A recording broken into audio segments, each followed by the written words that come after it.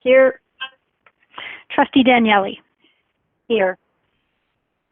Vice Chair Al Harrison. Hello, I'm here. Trustee Garretts. I'm here. Trustee Gray. Here. Trustee Lau. Here. Trustee Oliver. Present. Trustee Reynolds. Hello, everyone. Trustee Rocha. Here. And Trustee Shuttleworth. Here I am. Director Miller, are all the superintendents in attendance? Through you, Chair Events, I believe so. They were all coming tonight. Do you want me to do a roll call or just take it as it is? I believe we'll take it as it is. Okay. Okay. That's fine. This evening, Trustee Daniele will be honoring the land. Thank you. Halton, as we know it today, is rich in history and modern traditions of many First Nations in the Métis, from the Anishinaabe to the Attawadarand, the Haudenosaunee, and the Métis. These lands surrounding the Great Lakes are steeped in Indigenous history. As we gather today on these treaty lands, we have the responsibility to honor and respect the four directions: land, waters, plants, animals, ancestors that walk before us, and all the wonderful elements of creation that exist. We would like to acknowledge and thank the Mississaugas of the Credit First Nation for sharing their traditional territory with us. Thank you very much. Are there any declarations of possible conflict of interest this evening?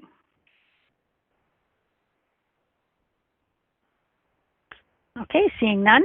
Next, we are up to the agenda. Due to the fact that we had a board meeting last week and we are in the midst of the pandemic, the agenda is very light this evening. Most of the time will be taken up by updates rather than regular reports. So Trustee Rocha, would you like to move a motion to approve the agenda as amended? I mean, not as amended, just approve the agenda. Okay? Yes, I would. Thank you very much. Trustee Reynolds, would you like to second this motion? I second the motion. Great. Is there any discussion at all? We'll wait a few seconds. No, seeing no one on the speakers list. The time is 10 after 7. If you could vote, please, using the blue form.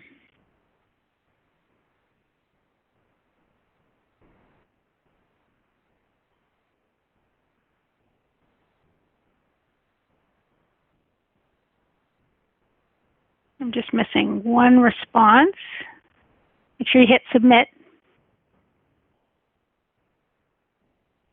Let me look here at the other list.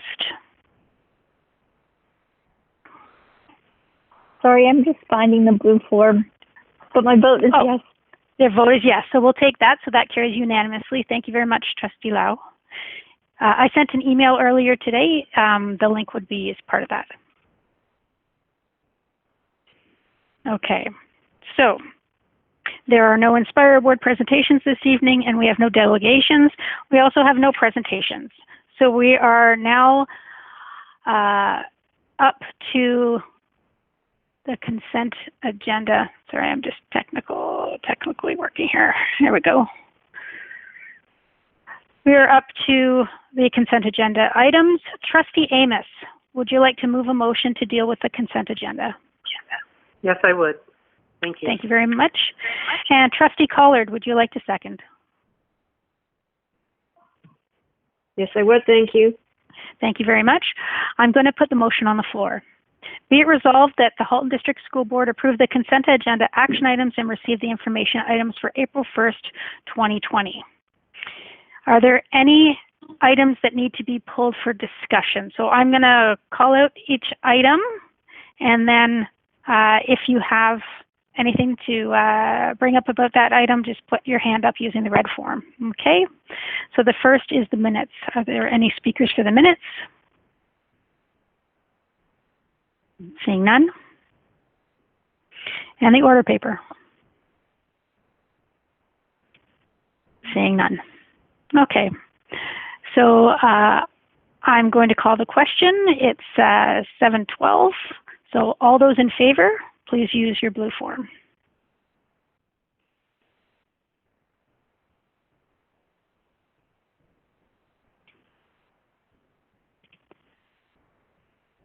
12 responses so far. 13 responses, and that carries unanimously. Thank you very much. Okay, we are now up to ratification action items.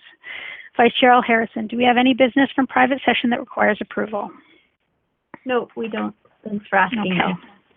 Okay.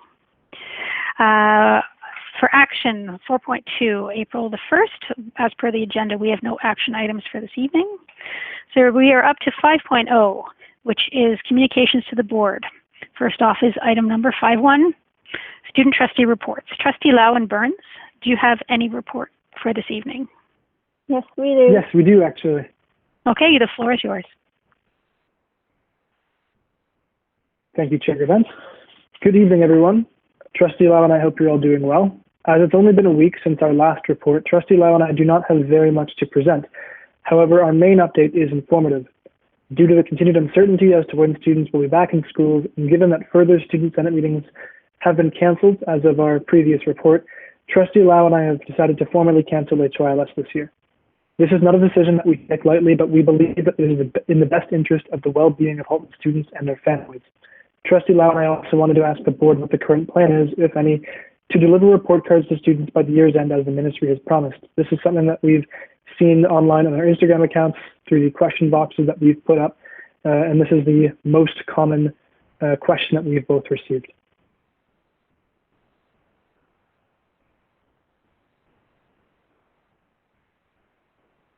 Director Miller?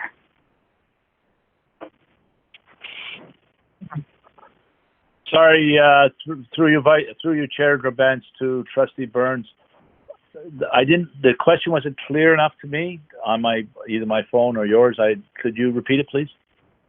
Apologies for that. The question was, how is the board currently planning, or if there is even a plan in place, because it was a very sudden announcement, is there a plan to get report cards to students by the end of this year? Through you, Chair Grabents, I will start. There is through you, Chair Grabents, to Trustee Burns and Trustee Lau, there will be a plan for final marks. It was announced in the ministry's comments that final marks will be expected for secondary school students and in particular grade 12 students. We have not sorted out the mechanics or the logistics of that yet, but it will come in the coming days as to how that will happen. There's also been a question around midterm marks, as some students need these for post-secondary. The same applies there. We need to sort out how that will be done, and we're doing it in conjunction with other boards and the ministry. So it's not the most complete answer, but it's the best we have right now. It's like many of the other things we're doing is we're on the run trying to keep up, and we'll get an answer back to you and the community as soon as we're able to. As a follow-up question, apologies, is this only for grade 12s, the midterm grade specifically, or does this also apply for other grades as well? We don't know. Midterms would, through your Chair Events to Trustee Burns, midterms I don't know. The most significant for midterms are the grade 12s, though, because those marks are submitted. But we have not determined if we will be able to do that yet, or we'll wait till final marks. Part of that conversation is between the ministry and the colleges and universities on how they will do that.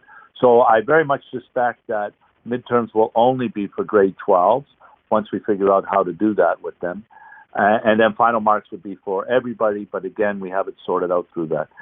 I want to emphasize, though, that and the Minister of Education and Trustee Chair Grabents and I were on a call with the Minister of Education on Tuesday, and he had said at that time, Minister Lecce had said that they are working with the colleges and all post-secondary institutions on how that can be resolved.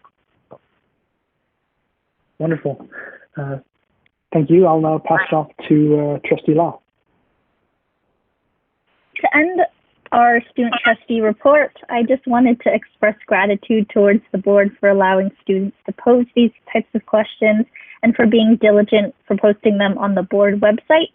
And I'd also like to thank Director Miller for allowing Trustee Burns and I to help draft up a letter today that was released to all students. So yeah, thanks. Through your chair, the bench, Trustee Lau, you're welcome. And thank you. It's a much better letter because of you. Okay, are there any questions at all for the trustees, student trustees?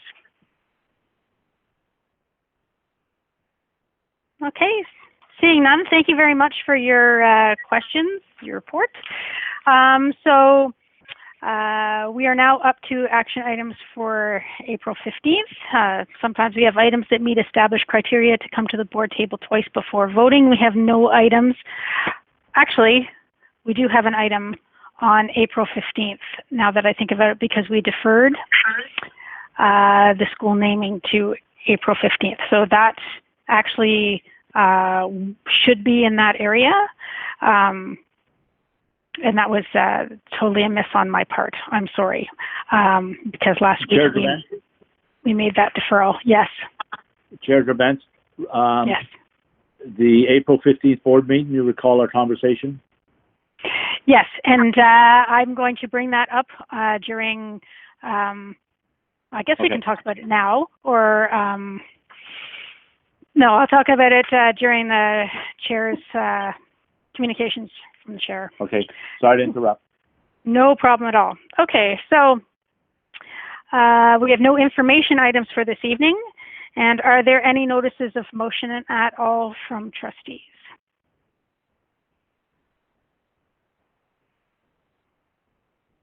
Okay, looking to the speakers list, I don't see anything at this point. So we're up to the director's report. So go right ahead, Director Miller. Thank you, Chair Grabentz, Chair Grabentz, and all trustees this evening, and senior team. I have a few remarks at the beginning, and then I will turn it over to Superintendent Ruddock, and she will take us through, because I think the public would have an interest and the trustees would have an interest on some of the processes and procedures that the board senior staff has done around operational in conjunction with public health around how we have planned for this and how we are carrying through with many of the actions that are now being implemented in the board for our students and their families. But before that, I want to make a few remarks. Last time I spoke about the challenges of this. I won't repeat myself on that, but later on, Associate Director Bogue will talk about the learning continuity plan, and I would suspect that many trustees have some questions around specifics of those.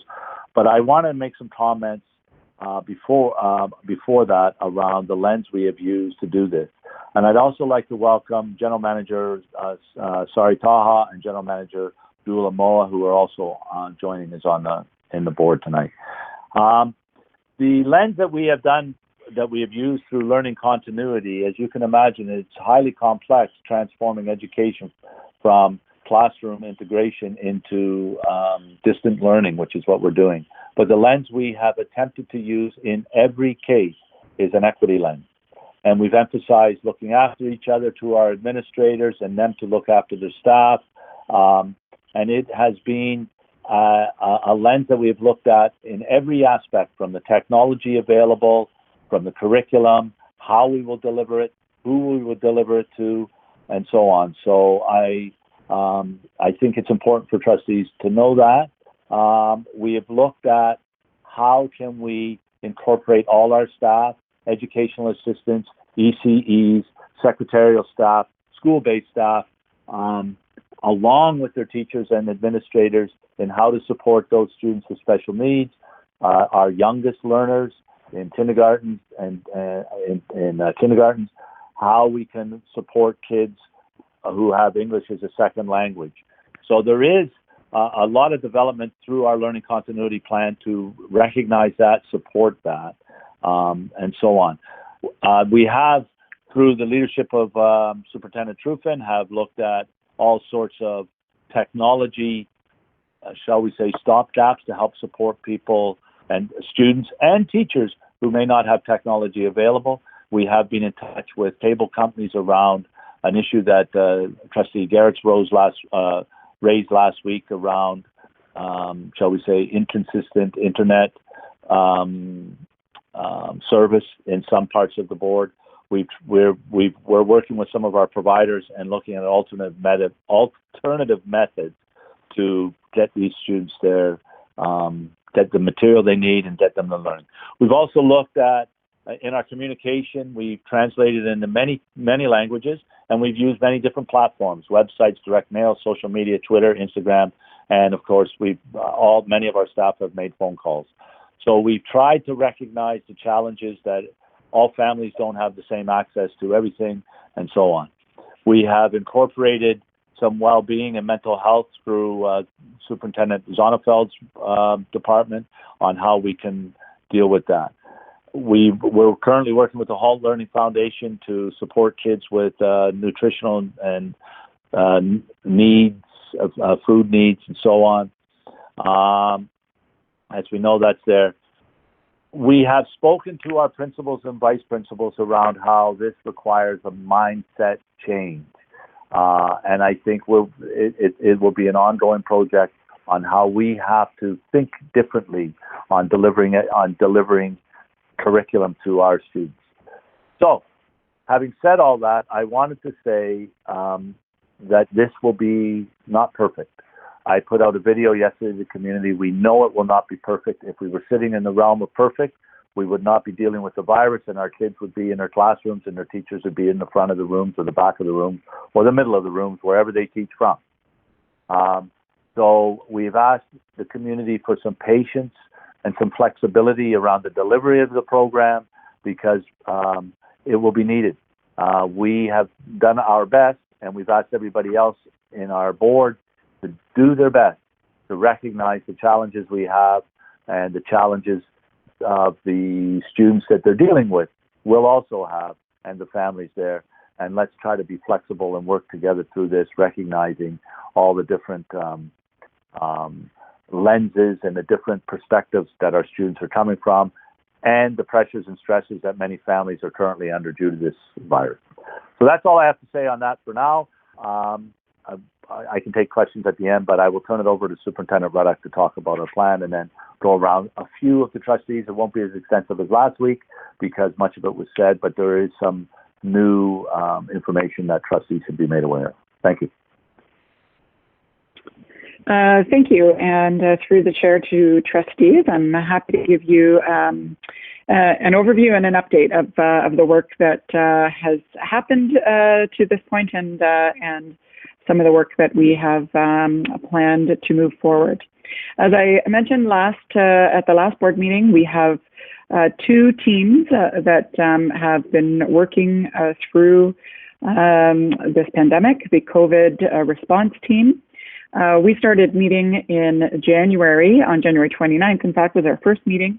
And initially we met weekly as it became increasingly evident around the pandemic and the need for the team to meet more regularly. We started meeting daily on March 19th and expanded the team from a small group to a much broader cross-section of departments, as well as superintendents and, of course, the director and associate director who sit on that team. This team really troubleshoots issues, tries to identify emerging challenges, as well as ensures that we have a cohesive response across our system. The other team that has been working through the pandemic is the pandemic planning team. This team was formed on March 3rd, and we started to review the existing pandemic plan that Halton had. It was created in 2006, so it certainly needed some dusting off. It was created around the H1N1 pandemic. And we also connected with our co-chairman of this board, who shared their framework. We modified these appropriately to reflect the Halton District School Board in the current context that we're in. And it also has been renamed, in consultation with the Halton Region Public Health, the Infectious Disease Emergency Response Plan. In fact, we reached out in November to begin planning around an infectious disease admin procedure, although that's not to suggest in any way that we were anticipating this pandemic, but we just knew that we needed to do some work around this. But things, as we all know, got very busy for the Halton Region Health Department. So we now do have an HDSB infectious disease emergency response plan that reflects current legislation, the WHO phases of pandemic alert, and a 3-leveled approach. Our last protocol had a 5-level approach, and we modified that in alignment with Halton Catholic to a 3-level approach. So in addition to outlining some proactive measures, it has level 1, where it's focusing on some preventative measures and education in the community. Level 2 is when we start to see greater illnesses amongst staff and students, and how do we keep our schools open during that time where we have increased illnesses. And a level 3, which we find ourselves in, and we found ourselves very quickly moving from a level 1 to a level 3, where we have broad closures and are working in a very different way to continue the operations of the board. So this team met weekly to plan out this framework. And as a part of this emergency response plan, each department has completed a continuity plan. This is detailed who is leading the department work, as well as who are the backups for that work if the lead should become ill and unable to work. The initial focus of this continuity plan was to determine what are the essential tasks for the department, both in terms of critical tasks and surge functions, meaning the tasks that we are experiencing in a higher demand during this level 3 response, such as communication to the community and ticket requests for IT to support teachers would be 2 examples of the surge functions that we've been managing. The next focus, now that we have an announcement around the extension of the school closure, so the next focus around this continuity planning is beyond the essential tasks, so what other essential tasks, not the critical and the surge, but what other essential tasks now need to be addressed due to the prolonged enclosure. So 2 examples, this would be, for example, the collection and review of the mail that has been on hold at all of our schools, or rolling out modified staffing timelines. And I see possibly a 3rd stage in this planning, and that would be that if this closure extends beyond the current announcement of May 4th, how will we prepare the system for the 2020-21 school year if schools remain closed? Last week, we decided to fold the 2 teams into 1 team because really with the expansion of the COVID response team, it was a duplication of team members and some of the planning. I do want to take an opportunity here to emphasize our partnership with Halton Region Public Health through all of this. Of course, prior to the pandemic, we had forged a strong working relationship on a variety of issues and initiatives. In fact, when I reached out to Public Health this week, the Medical Officer of Health, Dr. Anita Magani, said that she remembered fondly the times we only talked about immunizations and youth vaping. But she's been an outstanding resource for us as we've been working through so many unknown issues. So we have, as I say, worked with Halton Public Health. We have teleconferences with them. Initially, we were having those teleconferences weekly. With the school closures, we have not been maintaining those weekly teleconferences, really, because their efforts and time are focused elsewhere right now. So they have been suspended, but we have maintained those teleconferences with the Halton Catholic counterpart, just to make sure that we continue to support each other and to align our work wherever we can. So as I say, we regularly access Dr. Magani and her team by phone and by email on such things such as, of course, our infectious disease emergency plan, the reporting requirements of self-isolation and suspected COVID cases, the Safe Access to Schools protocol that we've recently developed, which I think Superintendent Buccetti will touch on, the timely communications to principals, staff, and families, what the school cleaning protocols should look like, as well as decisions around staff and student travel. So that has been the work of those two teams. I am going to now ask the COVID response team to provide an update of some of the work that has occurred over the last week.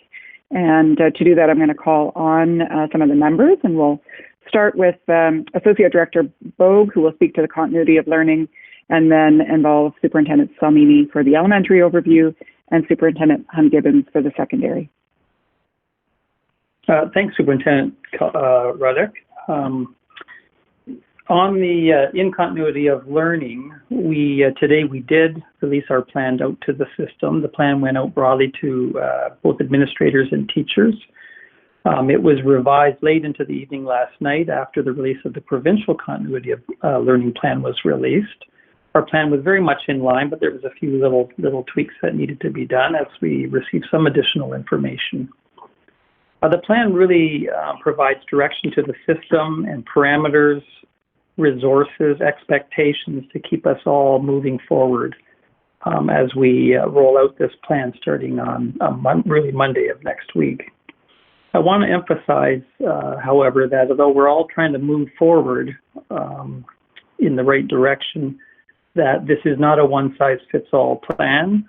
We understand we've got varieties of readiness of our teachers around some of these approaches, virtual and online distance approaches, and we've got a variety of readiness of our students to learn in this new environment. So it will look different from teacher to teacher and classroom to classroom, just as teaching and learning looks different in our traditional classrooms.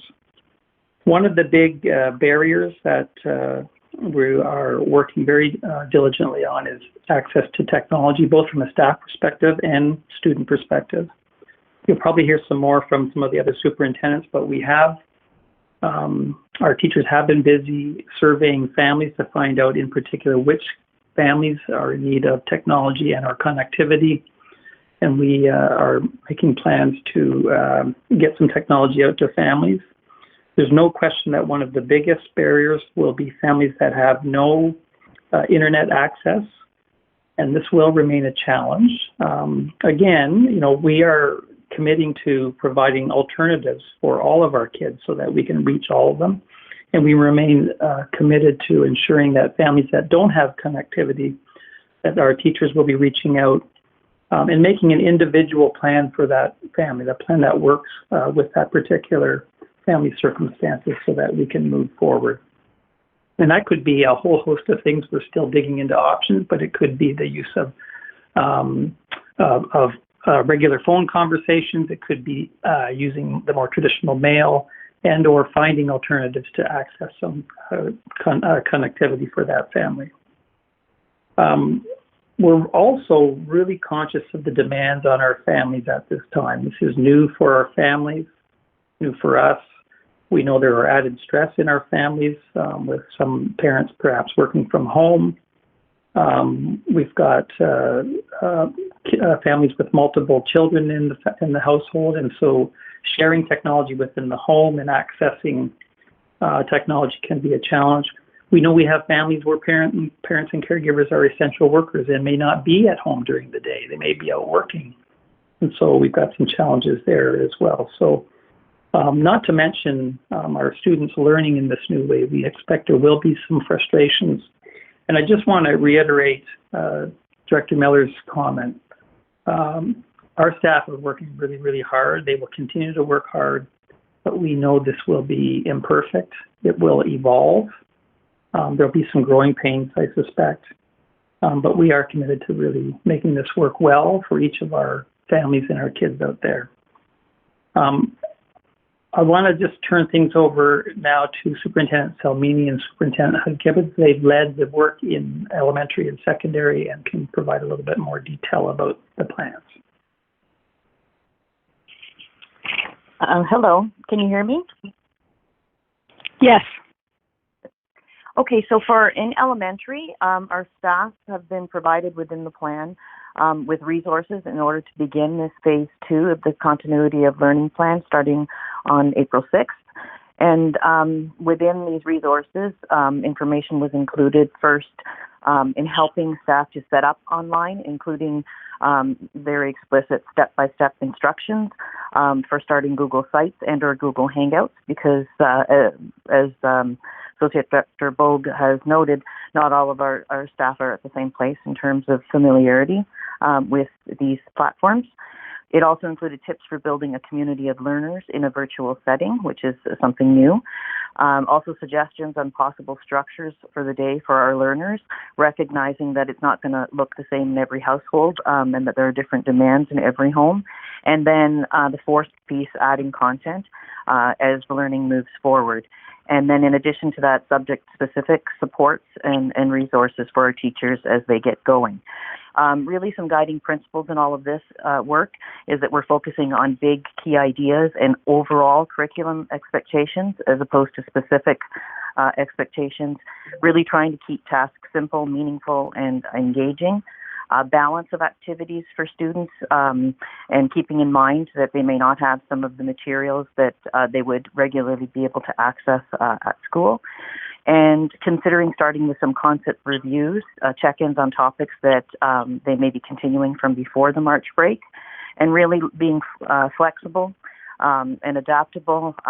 So with things like students completing tasks, we know they're not all going to be completing them by a certain day or, at a certain time. We really need to be flexible in these times. And so as we move forward, we are going to continue to support staff as a department. We have a whole document full of questions that have come, and so we're busily working at being responsive and addressing those needs. And that's it for me.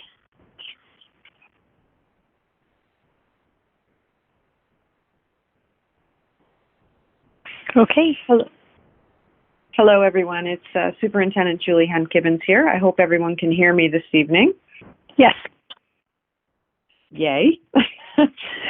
In secondary, very similar to what Superintendent Salmini has shared, we've been working with all of our teachers as we get ready to roll out this new phase of Learn at Home effective Monday, April 6th.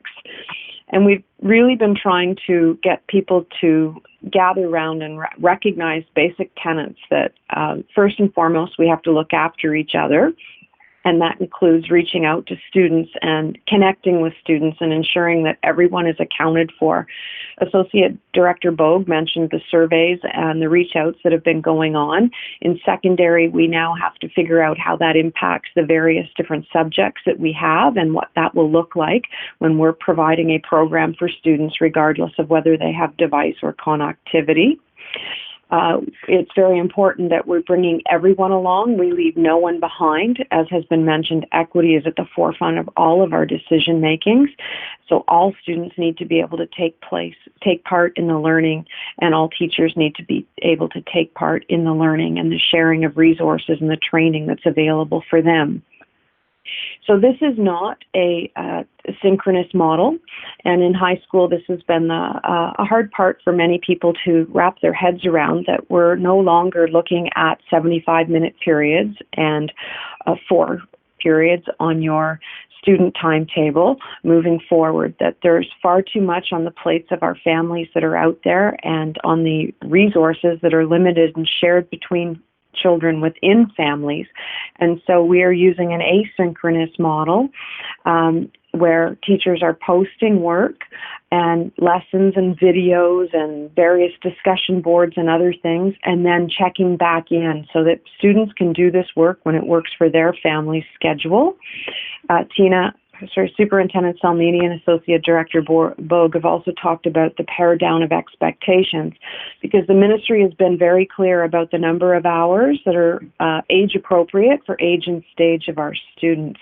And so we all have to think strategically about the curriculum. It's going to require a shift in our mindset. It's not business as usual.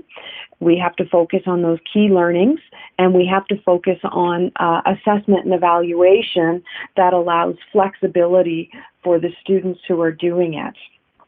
We have released what we're calling a roadmap for the continuity of learning plan for secondary. Our roadmap is very detailed and it focuses on the how-to for our teachers who may not have had experience with either Brightspace or Google Classroom. It focuses on resources that are all broken down by our various subject areas and also reflecting whether or not students are learning in a virtual environment or whether they're learning in a more traditional way. There are peer supports for our teachers and face-to-face on a Google Hangout kind of way, as well as things they can access as PD modules on their own. Assessment and evaluation was the big announcement yesterday, and for our student trustees who are listening, the minister did indicate that midterm reports were coming for grade 12 students and that all other high school students would be getting final reports. This does cause a little bit of questions and concerns from our grade 10s who are currently in civics and careers, which is a half-term course. And so those are final marks that are coming up at the end of term 1, and those students will receive final marks in those courses as well. And so our resources will continue to evolve as we hear back about how our students are clustered and who has access and who doesn't. And so this is evolving every day, but it's certainly a very detailed plan. Thank you. Excuse me, thank you. Now I'll have Superintendent Pichetti give an update on facility services, and then Superintendent Nagoy for business services.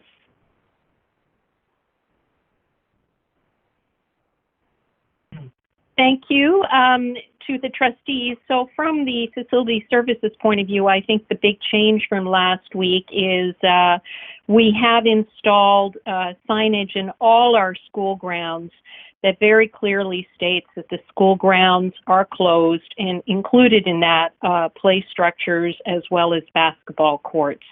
Other than putting those signs up, we continue to verify the buildings every couple of days. We have field supervisors and our security contractor who is looking after that.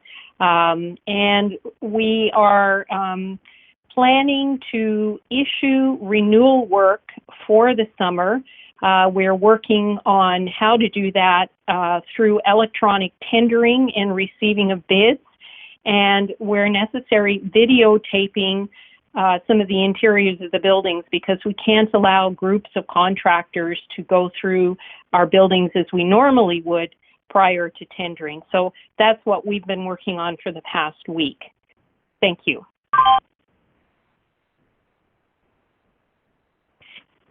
Good evening, trustees. From a business services perspective, we've been working with the vendors and the schools to catch up on payments. We have focused first on the big tenders and remittances, and for the rest of this month, we are working very hard to catch up on all the invoices and payments to vendors, and then we will turn our attention to employee reimbursements. We are sorting the mail delivery through a centralized location and trying to distribute that to schools as well. So we're still working through that.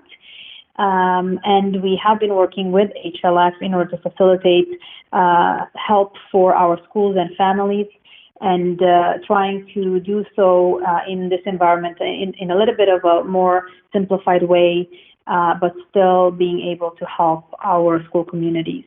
And that's all for me. Thank you. Thank you. And now I'm going to turn it over to Superintendent Truffin for information services, and then Superintendent Blackwell for school ops update.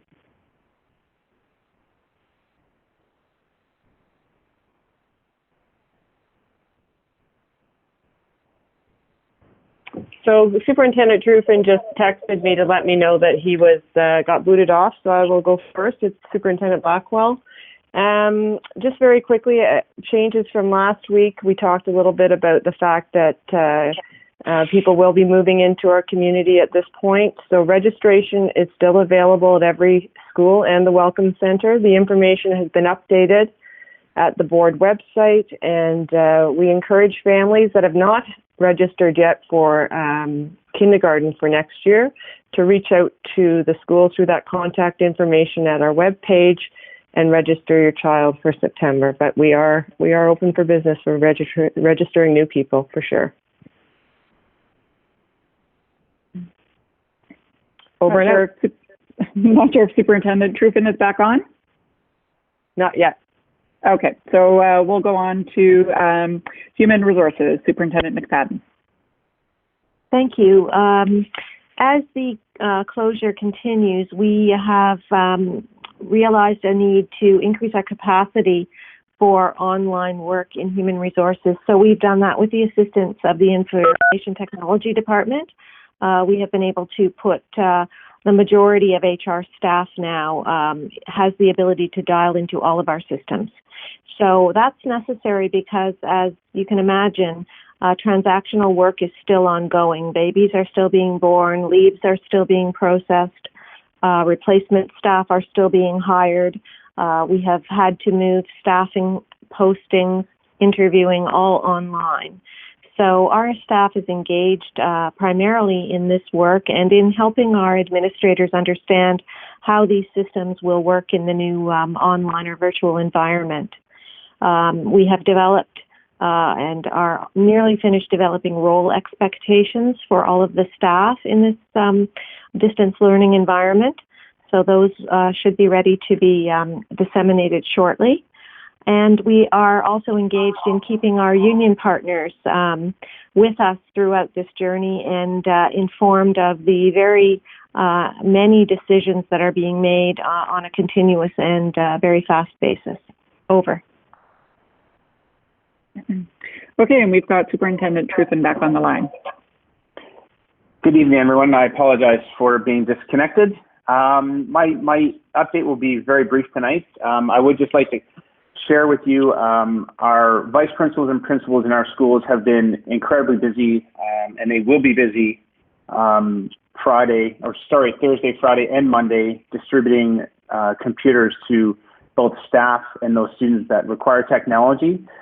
We've given a form to the parents who require technology for their children, and I can tell you, I'm looking at the data right now, and it's in excess of 1,000 devices that will be distributed on Monday to our families.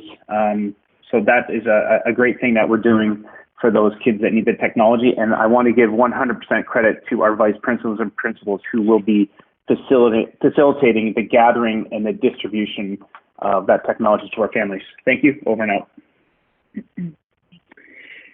Thank you. And finally, we're going to go to Superintendent Pennyfather for donations and food security, and then to Superintendent Etoff for communications. Greetings. Just a short update on food security. First of all, I'd like to start by thanking Halton Food for Thought, Food for Kids, Food for Life, and the Halton Learning Foundation. All of them have been working hard for our students. Halton Food for Thought has given out all their gift cards and transferred $30,000 over to Food for Life, and they continue to actively fundraise. That's worth noting. Food for Kids is doing weekly mailing of gift cards to the kids they normally serve through their servant support through their weekend food bag. Food for Life is dropping healthy food hampers at doors. There is an online application for that, and the principals know about that. And the Halton Learning Foundation is also supporting families through gift cards, which are managed through the principals. In terms of resource sharing, we've inventoried and are almost finished transporting all our PPEs to New Street that are used for curricular purposes in science and health schisms. That should be completed late tomorrow. Early Friday, the inventory will be sent to the Ministry of Government and Consumer Services, and they are directing the dispersal. Thank you. I'm happy to provide the update on behalf of communications. We have been busy reaching out to lots of different stakeholder groups to try and keep them informed throughout this process. That includes lots of updates, ongoing updates to our website and building up our online resources on the websites. We've now moved to the school websites, and in order of ease of access, we've actually changed 2 of our tiles or widgets on our school websites that normally house the Tech and U resource as well as a transportation link. And we've changed those so that they have the online resources easily accessible, as well as the COVID-19 general information as well, which all tracks back to our board website. And as you may have noticed today, lots of communication out again to families and to our staff. And that's it from me. Over and out. And my apologies, I missed Superintendent Zonnefeld, who has a very important student services update. So over to you.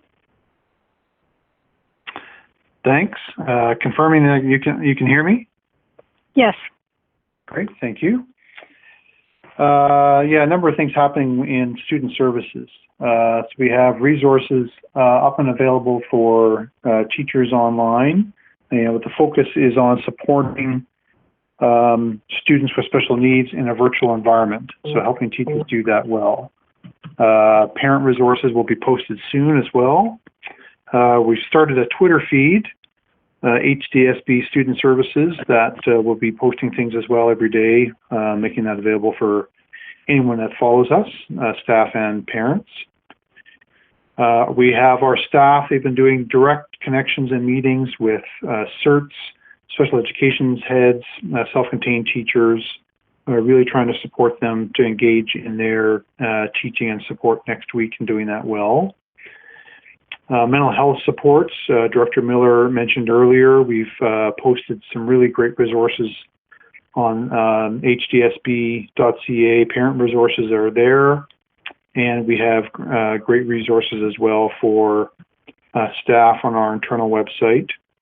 We have a tip sheet for staff that we want them to be able to use when they're connecting with students and families, so it helps them how to respond when they're hearing things that may be of concern to them during this stressful time for kids and families. So how to respond and also how to follow up is included in that tip sheet. Our TERT team continues to be available, and we'll be able to respond if things happen during this time. Obviously, that response will look different, but we still have that team available, which is great. Our social workers and CYCs are going to begin contacting and supporting students this week. We know that once again, it's a stressful time for kids and families, and so we wanted to get that up and running as quickly as possible. So they've engaged in training about how to do that support virtually, and we'll begin that. They're going to start with their current caseload that they had before March break, and later on we'll look at a referral process as well. Similar services are being developed for our psychology and speech language staff as well for supporting students and families. I'll add to Superintendent Truffin's report around technology that we know that there are thousands of devices that have been prescribed for students with special needs. Lots of those are home now, but we know that there are many that are not. So principals are working hard to make sure that they have devices ready to be distributed on Monday. And also some of the mobility devices that families might normally take home over the summer, things like walkers and trikes. Some of those things, some families will want to be able to pick up as well on Monday. So we appreciate principals working hard to make that happen also. And I think I'll stop there.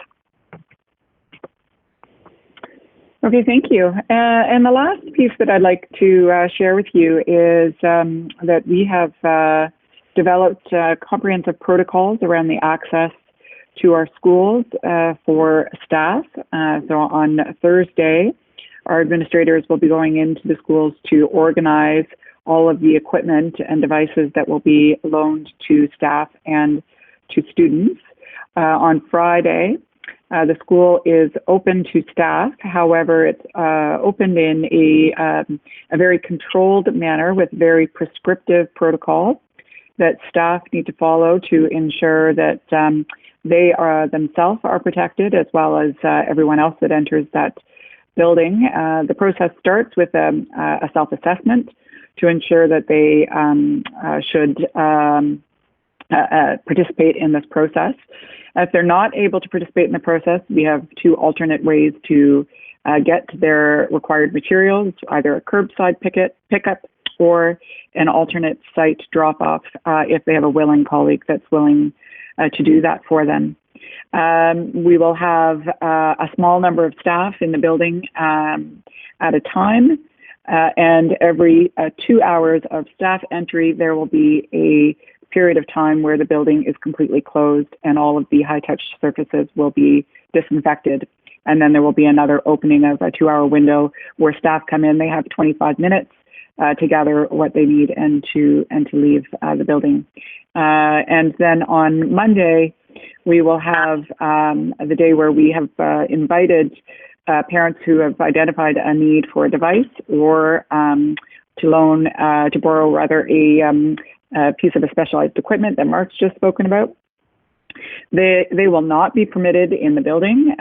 We consulted with public health on this protocol, and public health was very clear that we should not be letting students into the building, nor should we be letting the broader public. So the administration will be facilitating curbside pickup, and again, we have a very explicit protocol to ensure that everybody is safe for that curbside pickup of any device that will be loaned. So lots happening in order to ensure that all of our students and our staff have the materials they need to resume the continuity of learning starting on Monday. And that takes us to the end of the COVID update. Okay, thank you very much. We have a couple of speakers on the speakers list. Okay, more are jumping on. So we'll just go forward here. While we know everybody's online with the ones that are on the list. So we'll start with Trustee Collard. Thank you. Through you to the director. I've had a concern brought to my attention by a member of the public regarding secondary students and how the evaluations of some students during this time may be more favorable than to others simply because of access to resources. And I'm wondering what will be done to ensure equitable outcomes on the report cards. Through you, Chair of events, to Trustee Collard. I will turn it over to either Associate Director Bogue or Superintendent Hunt-Gibbons, but I will just open up that by saying we're certainly aware of these kinds of equity issues that may and are likely to appear. So we are cognizant of that, and in our weekly calls with the ministry, they have told us that they will be giving us some guidance around evaluation and so on. We haven't received that yet, but I will turn it over to, and I don't know I'll turn it over to the Associate Director Bogue, and he can probably turn it to Superintendent Hunt-Gibbons as well. Thank you. Thanks, Dr. Miller. Yes, I think Superintendent Hunt-Gibbons is probably can speak in a little bit more detail. I would just say that these same issues exist in our traditional classroom settings as well, with kids with access to technology and other kids that don't, for example. I think our teachers, one of the things we talk about a lot is that our teachers really need to get to know their students and get to know each of their own circumstances so that they can mitigate some of these equity issues as they surface. I think Superintendent Hunt-Gibbons could probably talk a little more knowledgeably and maybe provide a little more context as well. Thank you. Certainly. Thank you. Through the chair to the trustees. As Associate Director Bogue has mentioned, voice and choice is an important part of any classroom, and it's a reminder to teachers at all times, not just during this pandemic time. We're encouraging all teachers to use choice so that students are able to choose how they satisfy a particular assessment or evaluation task, and that also includes flexible deadlines as well, not assigning something that's then due tomorrow, because we know that that is not realistic and that students will be doing their learning at all sorts of times, and thus they'll be doing their assignments at all sorts of times as well. And so we are busy putting together examples and suggestions by various subject areas and sharing these out and getting feedback from department heads across our system as we increase the list and the suggestions that go to all of our teachers.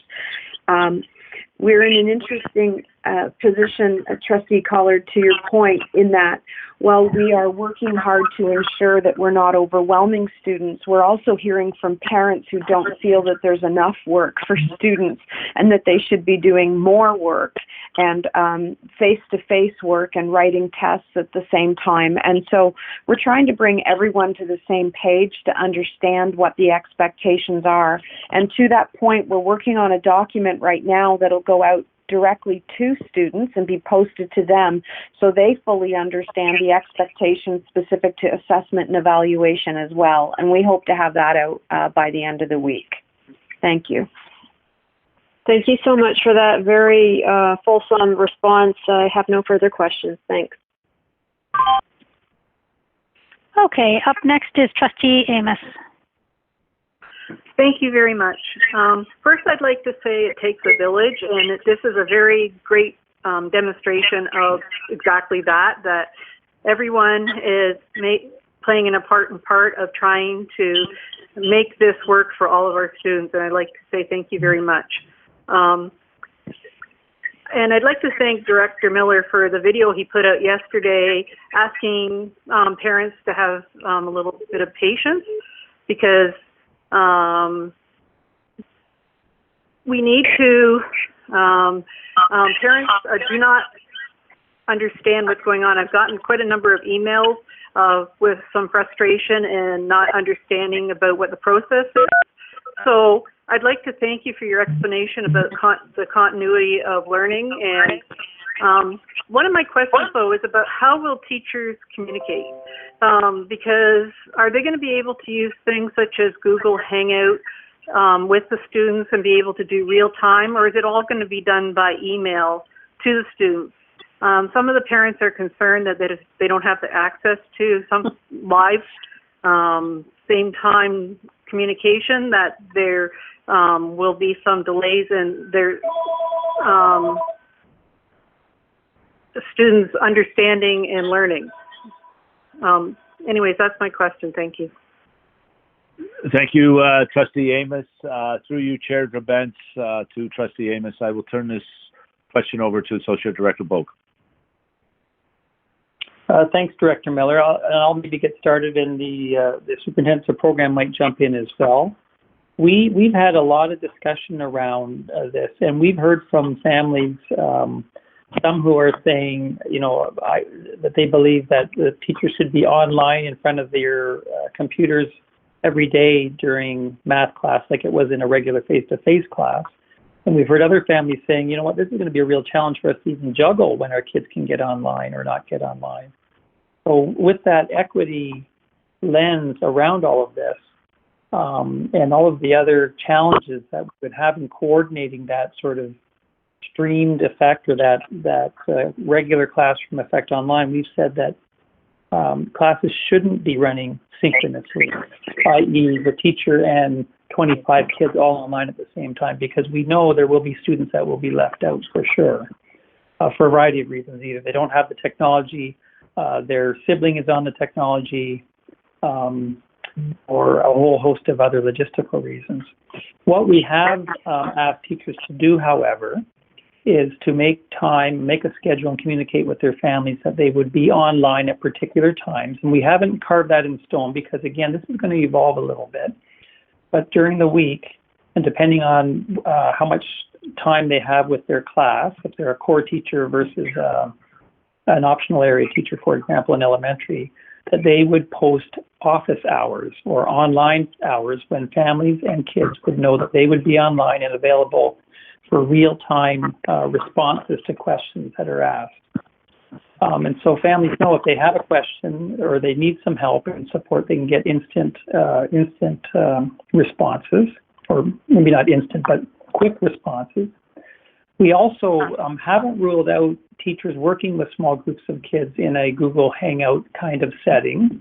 So if they know there are a number of students in their class that are having a problem with a particular concept, they could have some synchronous learning, but it wouldn't be for the entire class, if that makes sense. So there would be opportunities to have some of that rich dialogue to cover a particular topic or task.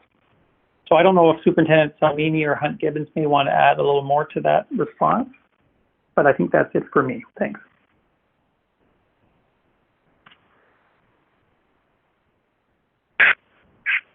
If they're not going to, I have a follow-up if either of the superintendents is not responding. It's Superintendent Salmini. I just have a comment around the Google Hangouts because we've had lots of questions since our materials have come out today, and we're putting out some clarifications. But in elementary, at the time, we're recommending that yes to Google Hangouts, but not with video or voice within the Hangout, but a text Hangout could be used, or Google Chat could be used also for conversations with students. Those are the recommendations for elementary. Thank you.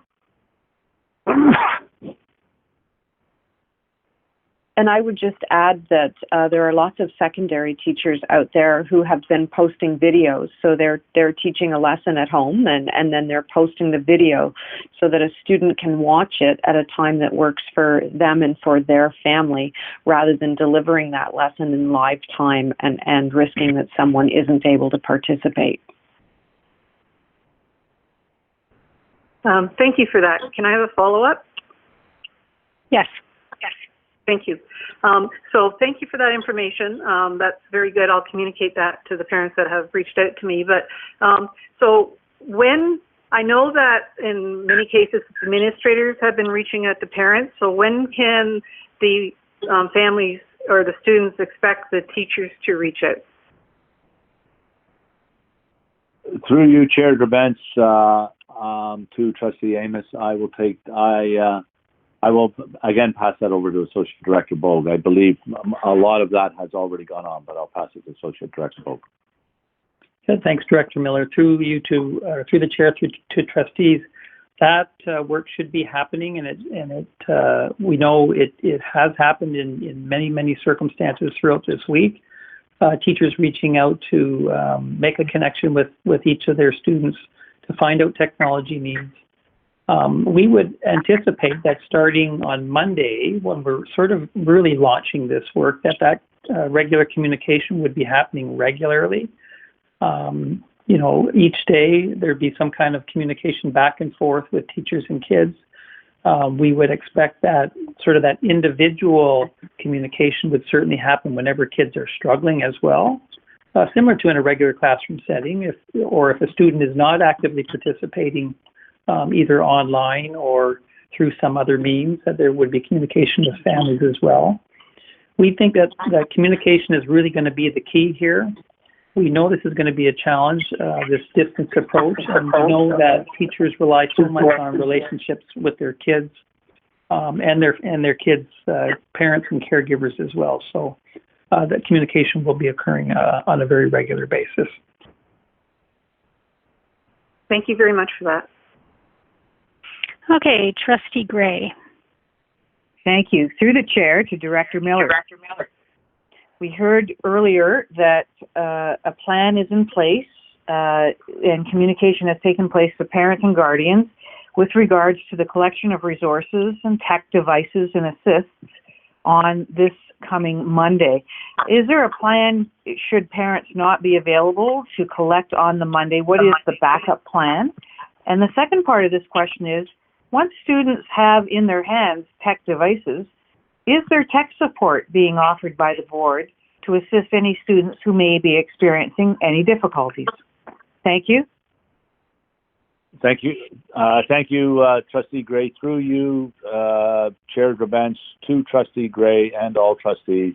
I will pass that question on for the first part to Superintendent Ruddock and the second part around tech support to Superintendent Truffin. Thank you. Through the chair to Trustee Gray. We know that certainly not all families can either get to the school for a variety of reasons, whether it's transportation or their own self-isolation.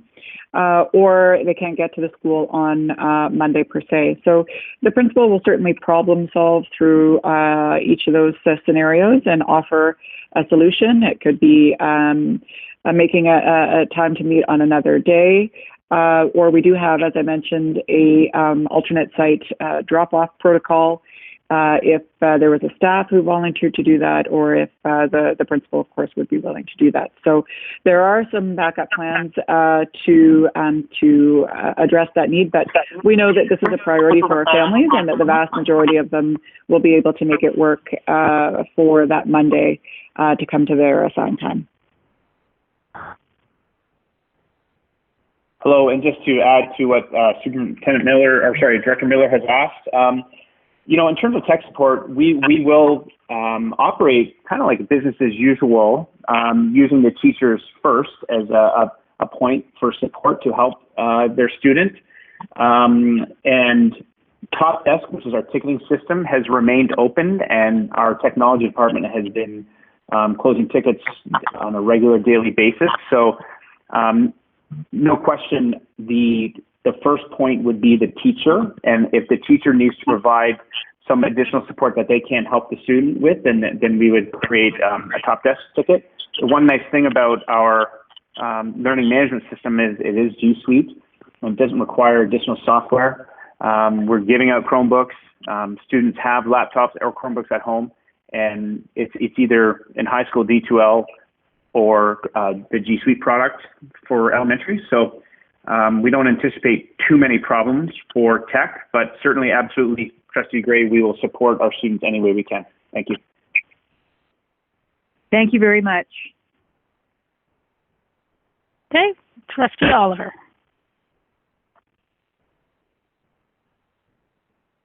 Thank you, through you, Chair.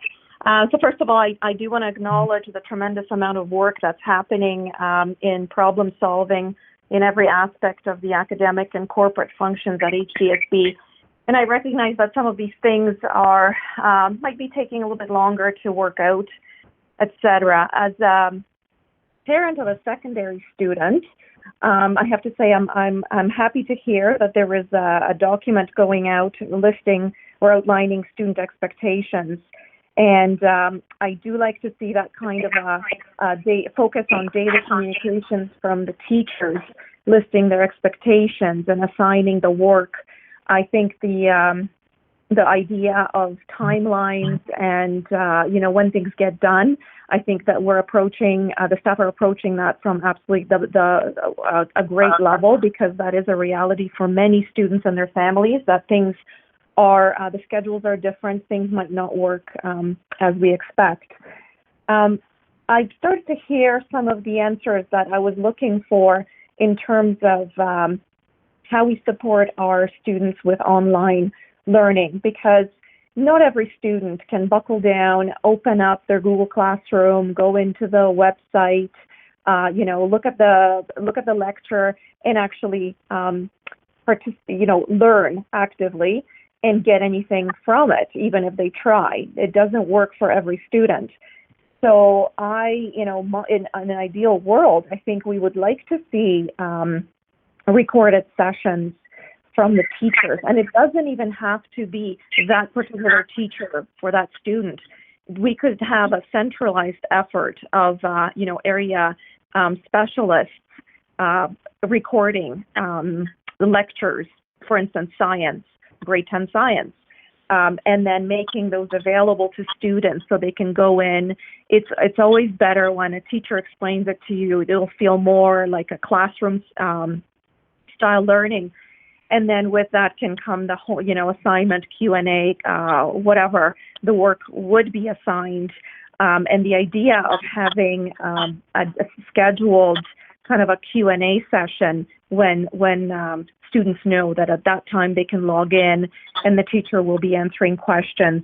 I think that's brilliant, and I would really strongly encourage our staff to think along those lines and to develop those sorts of resources for our students, and especially, you know, at the secondary level, starting with that, I think.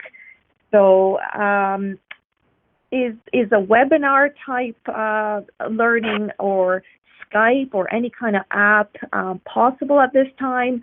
Or, you know, like how far have we gotten with that? And what are some of the possibilities or limitations? Over. Through you, Chair Grabans, I will refer to Trustee Oliver. I will refer this to Associate Director Bogue. I will say this though: this is an immensely complex enterprise we're in,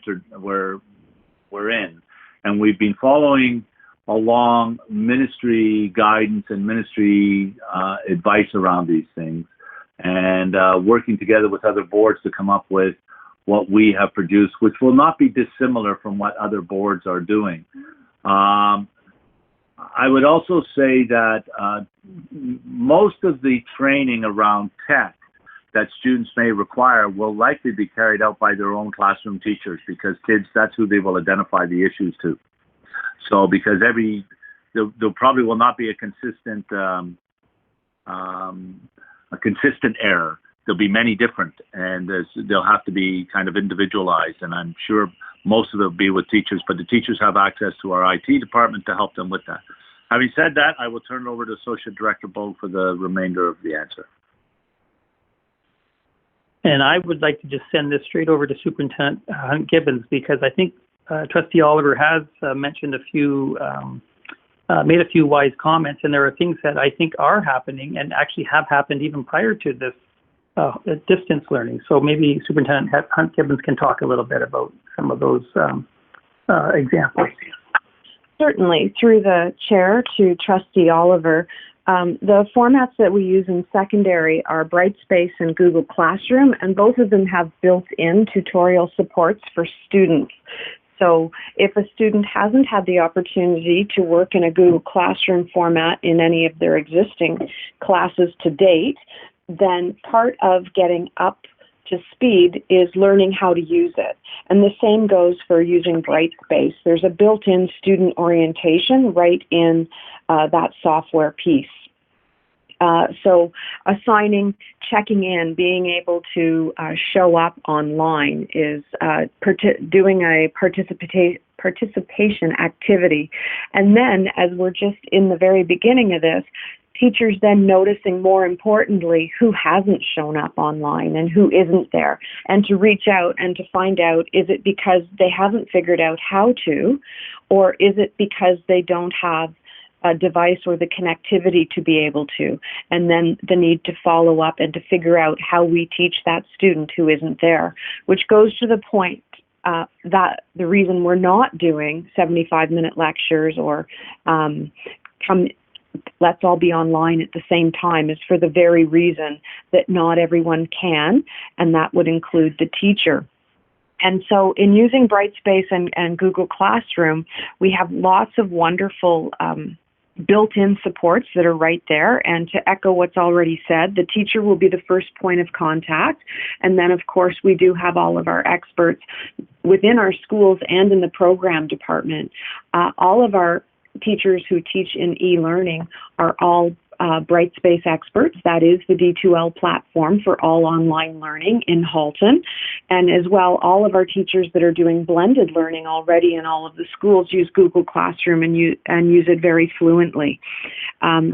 So we're in a pretty good place in that. We just need to do the rollout and focus really on those that aren't able to participate in that way. Okay, follow up? Okay. Thank you. Okay, so I'm hearing that there is still more to come, that we are providing a little bit more structure to the teachers first in how to how to use the Google Classroom and the Brightspace, and then pull the students into that. And yes, it won't be, at the same scheduled time and running for the same length of time, but there's going to be some kind of a designated, place where the students go, and maybe a time when there is a bit of a teacher-student exchange, and a little bit more structure. Is that right? Confirming on all accounts that yes, the plan for staff rolled out officially this morning, although many of them had been working behind the scenes, as I think they saw the writing on the wall, and we've always published our Brightspace and Google Classroom tutorials. So now I think they understood that they could get a head start on those.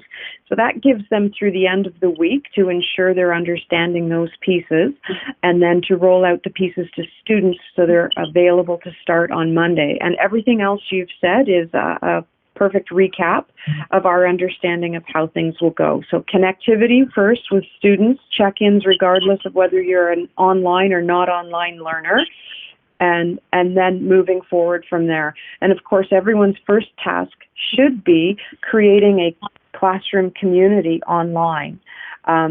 Kids have been home for a while by themselves, and while I'm sure they've found ways to reach out to one another, this is also an opportunity to provide some normalcy in their lives. And in a time of crisis, normalcy is a great thing to have. So we're hoping we do that as well. Thank you.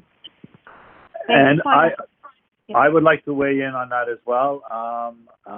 Superintendent Oliver, through you, Chair Gerbents, Superintendent, Trustee Oliver, as you said, there's more to come. I would imagine there's more to come for the entirety of this process. Our teachers, some of this, let's be quite frank, will be trial and error. And our teachers who are truly professional and have demonstrated to us their desire to get going on this. We have had dozens and dozens of contacts from our teachers wanting to get going, and we know that there's been dozens and dozens of reaching out to our students. So we know that our teachers will be getting back to their principals will be getting back to us. We have weekly meetings with all the secondary and elementary administrators, and there will be a feedback loop to bring back to Associate Director Bold's group, how we can adapt, accommodate, modify, and remain flexible.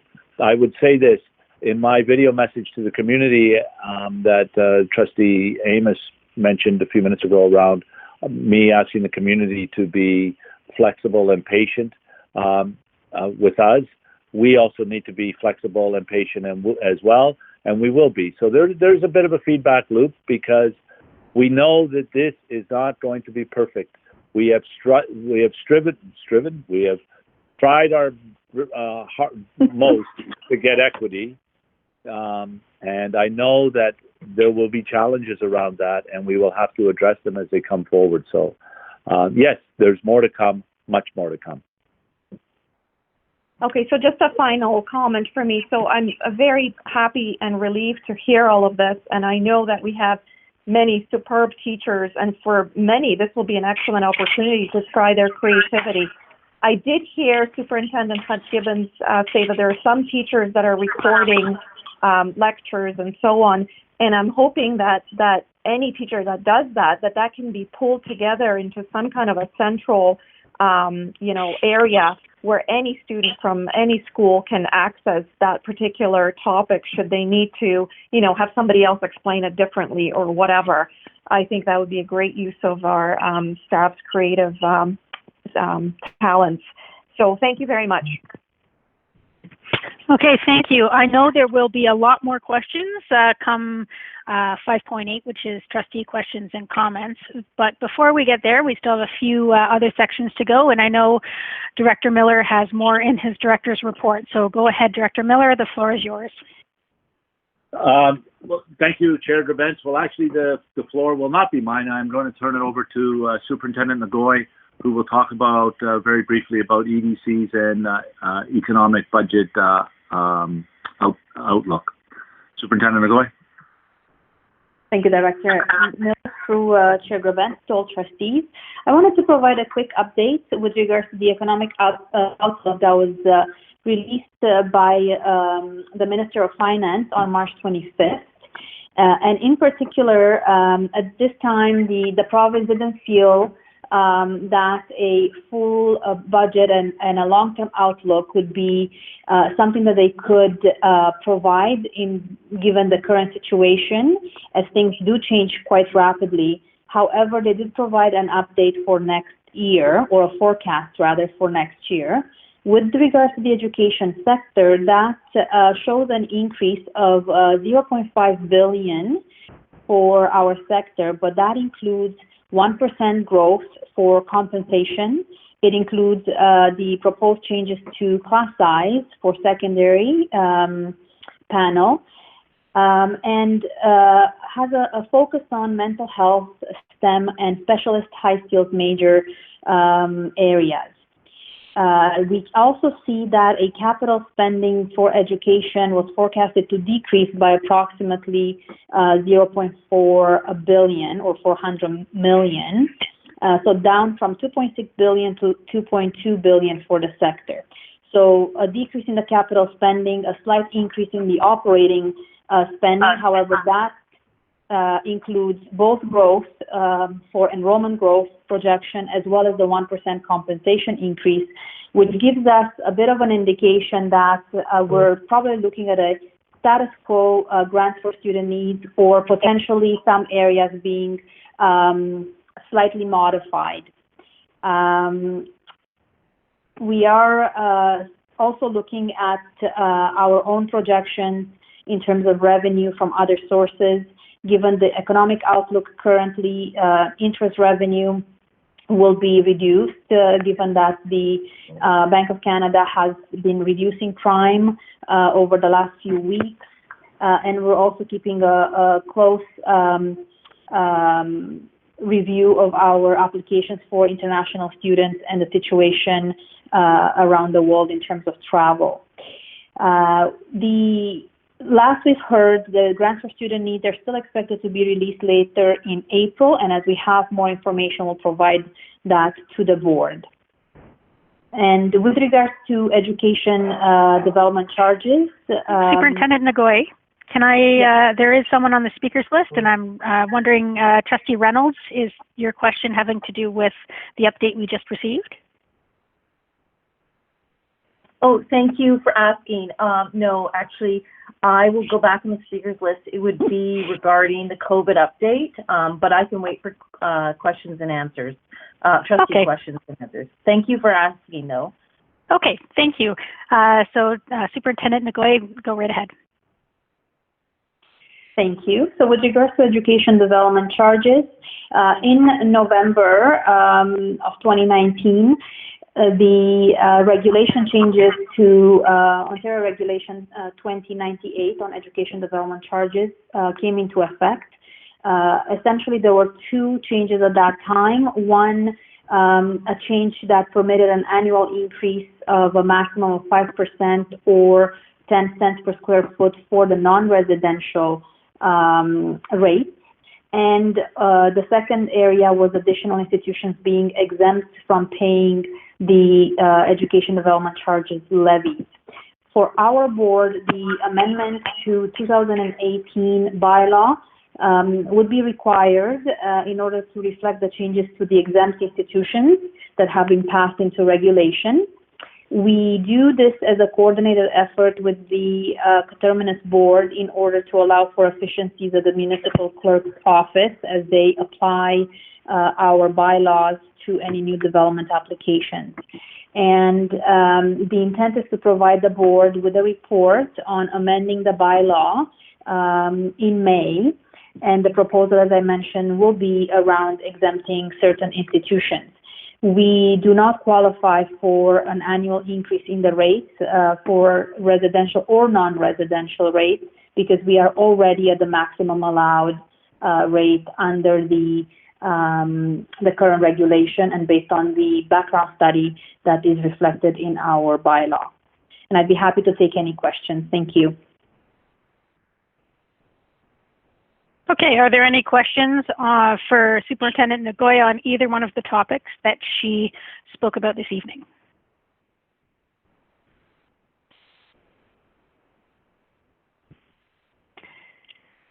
Seeing none at this time.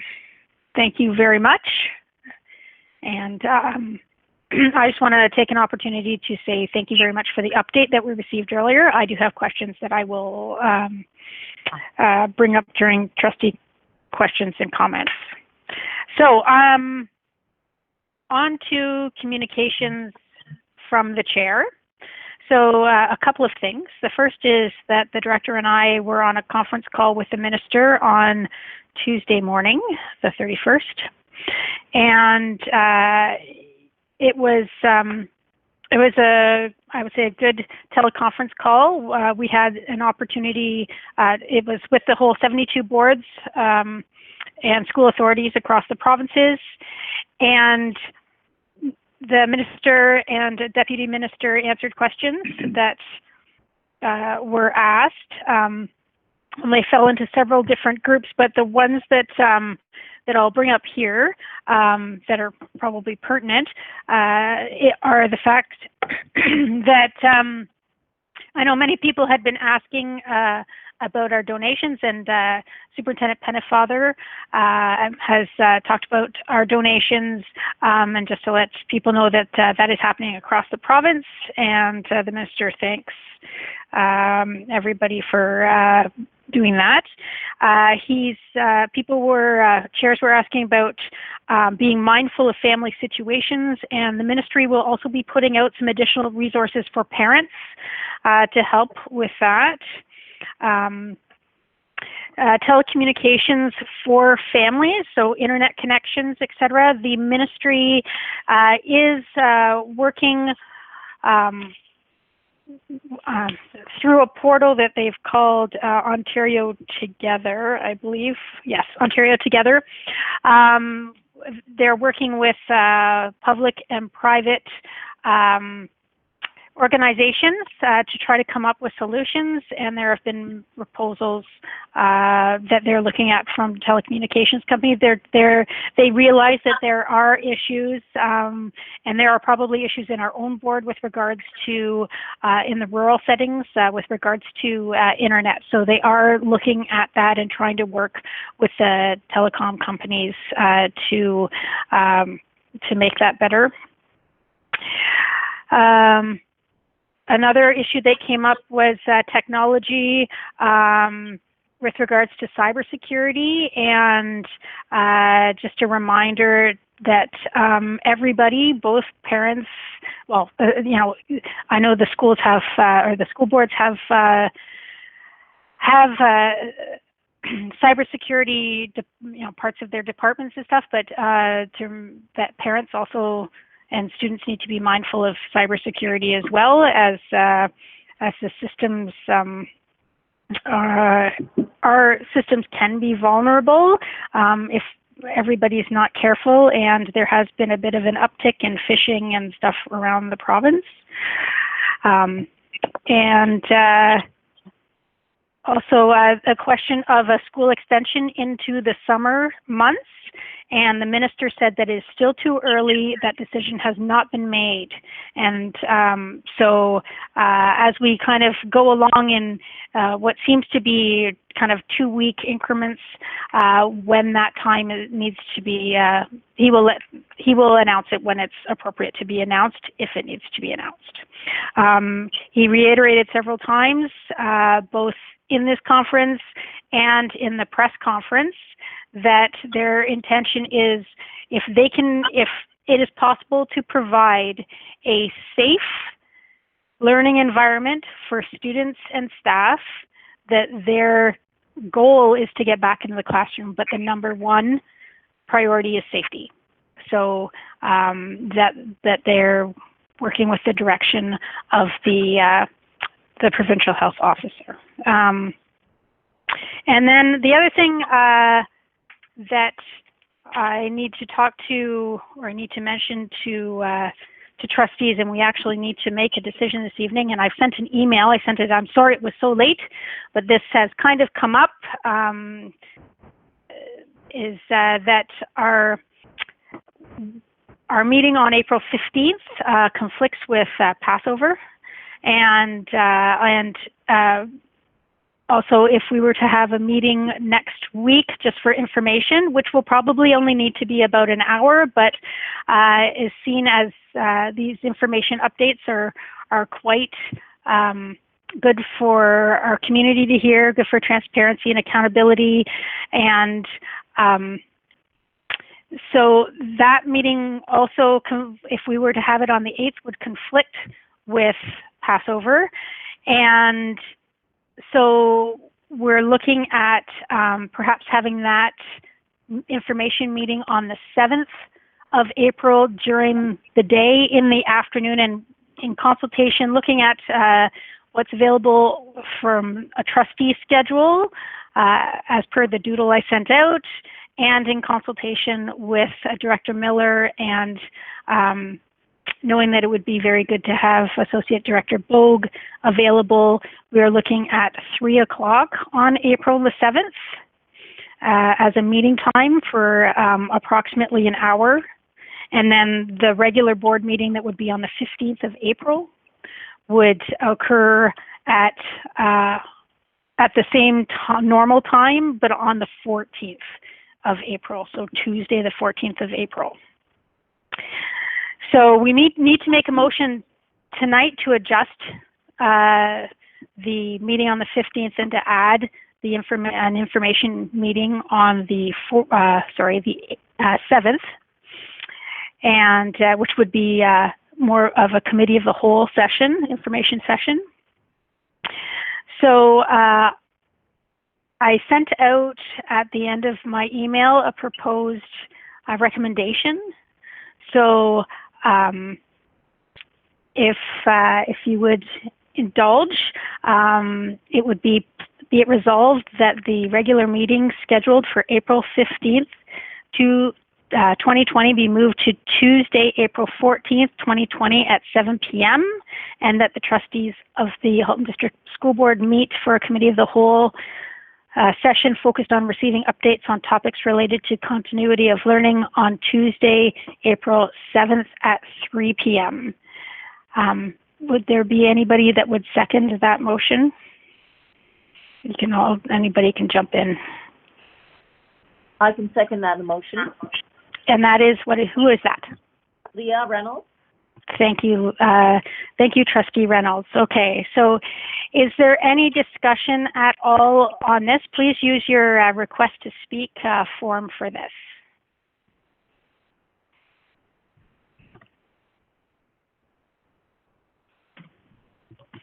Okay, I'm not seeing any discussion on this. So, oh, there I see Trustee Amos. Go right ahead. Trustee Amos?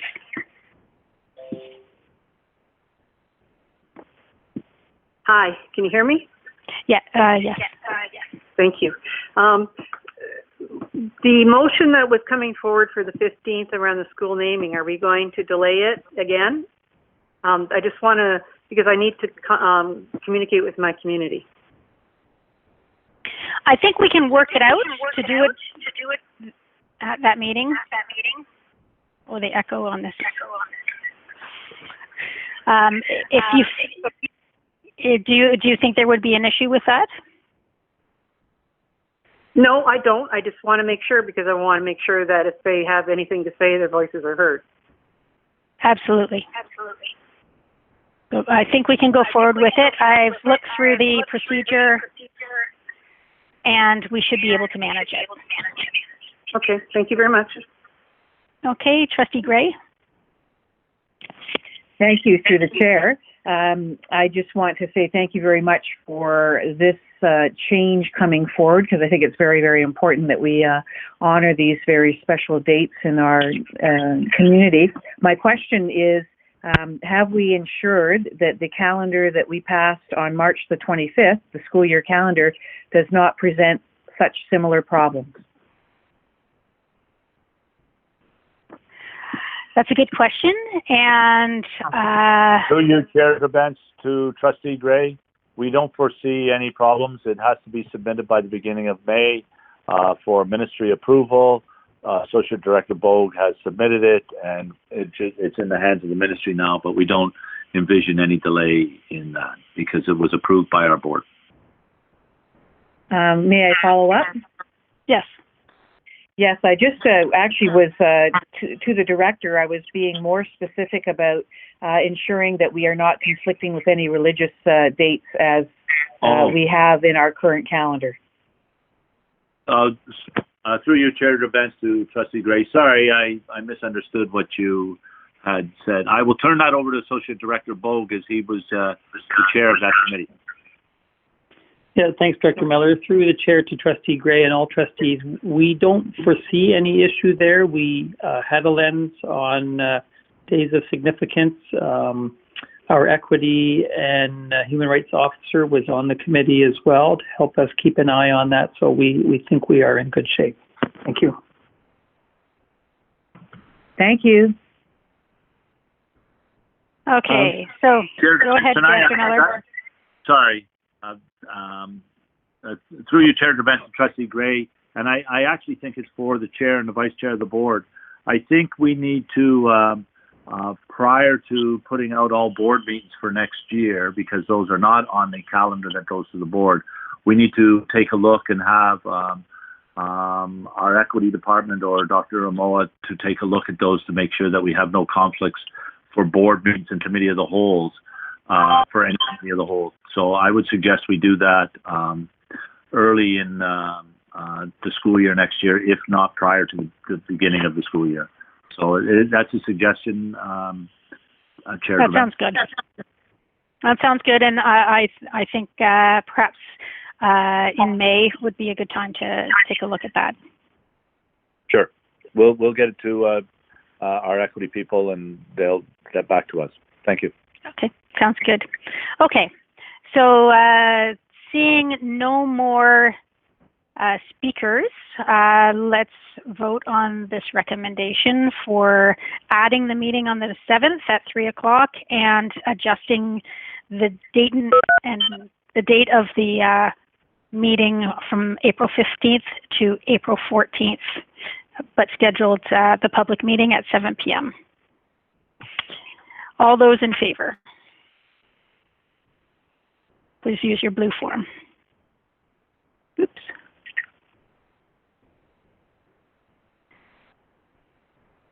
Okay, is everybody, no, I'm still missing a couple of people.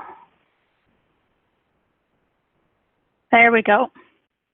And that carries unanimously. Thank you very much, and I appreciate your indulgence on this last-minute change. Okay, so moving on to committee reports. Do we have any committee reports at all? If so, please put your hand up. Okay. Seeing none, now we're on to trustee comments. Sorry. Yep, go ahead. Is this Trustee Reynolds? No, Oliver. Oliver, go ahead, Trustee Oliver. Just a quick update that the SEAC meeting will proceed as scheduled next week, Tuesday, April 7th at 7 p.m., but it is going to be a teleconferencing meeting just as we are doing tonight. Excellent. Thank you very much for that update.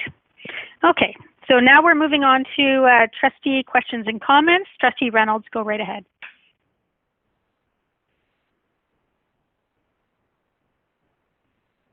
Trustee Reynolds? Sorry, hi. My apologies. Hello. Can you hear me okay? Yes. Okay, thank you. So actually, I have a question. I have a couple questions for to ask for some clarity regarding the COVID continuity of learning. But I also have one about our committee reporting structure. So perhaps maybe I'll just start with that one. And I guess this question is perhaps shared to my co-trustees as well as the director. I'm just wondering, moving forward in this time, how we are, what committees are going to continue to meet I'm going to say virtually, and whether there has been any update from the ministry as to those committees that we do have to meet, for example, CF, which we just heard from, but audit, and other board committees like equity and inclusion. If there's any sort of, I'm just wondering, what is our plan with our committees moving forward in this time? Through you, Chair Gerbentz, to Trustee Reynolds and to all trustees. The ministry has given no direction around that other than SEAC and board meetings, which was the primary ones. But Superintendent Nagoy and I have spoken about audit, and I don't know if Superintendent Nagoy has reached out to Trustee Gray yet or not. But we see no reason why audit committee cannot go near the end of April, I think, is the next meeting. We can do it virtually or teleconference or whatever. And we can certainly look at the other one. To be quite frank, the only reason we haven't got through them all is just we've been dealing with the more urgent matter. I shouldn't say that. That kind of sounds pejorative. But the things that are right in our at our doorsteps right now, and that's the continuity of learning, access to buildings, what are we doing about paying bills, paying staff, et cetera, and all those other things. But I'm totally happy to sit down with Trustees, Chair Gerbentz and Vice Chair Al Harrison to sort through some of the other ones. Okay, super. Thank you. I'll put my name back on the list for further questions to the director. Okay, thank you. Next up is Trustee Shuttleworth. Oh, thank you. Through the chair, this is not really a question because actually all of my questions were answered by the superintendent's report this evening, but mine is more of a comment of good news or something fun to do. So for trustees and superintendents that live in Burlington, I'm not sure if you're aware, but on this Friday at 7 o'clock at night, they're having a big frontline clap. So everyone in Burlington is going out onto their front porch and clapping for 2 minutes for all our frontline workers. So I thought that would be an interesting thing to share. Brings a maybe a bit of levity to this meeting that has mostly been not great news as far as what's going on in the world right now. So just wanted to share that. Thank you. Thank you very much. That sounds fun. So Trustee Gray. Thank you very much. Through the chair, I just wanted to make a note to all trustees. I had a quick opportunity to speak to Chair Gerbentz on the beginning of this week around the notion of kickstarting probably a long overdue book review of the governance core, which was provided to trustees earlier this year. And so watch for some communication coming your way tomorrow regarding our opportunities to get together again electronically or teleconferencing wise to look at the beginning of a review of this book, again called The Governance Core by Davis Campbell and Michael Fullen. Thank you. Okay, thank you. Trustee Reynolds. Super, thank you. Okay, so I have 2 questions regarding the continuity of learning. My first question is, I heard that starting Monday, admin and teachers will be accessing schools to obtain resources, equipment, devices, and that those parents who've been informed will be able to collect their resources as well. My first question is every school building in our board accessible? Is there any barriers that are impacting any of our schools starting this on Monday?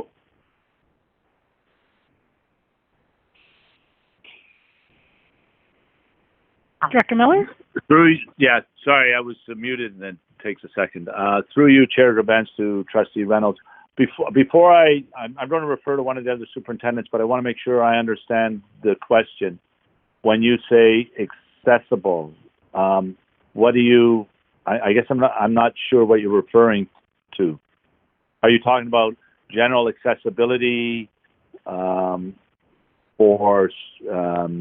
people with disabilities, or I guess I just need a bit of clarification to redirect the question. Thank you for that clarity. Yes, sorry. What I meant was just want to make sure that all schools as of Monday our teachers can get their resources, admin are getting in there, and parents are accessing their materials. Like that all our schools are, every school building is accessible starting Monday.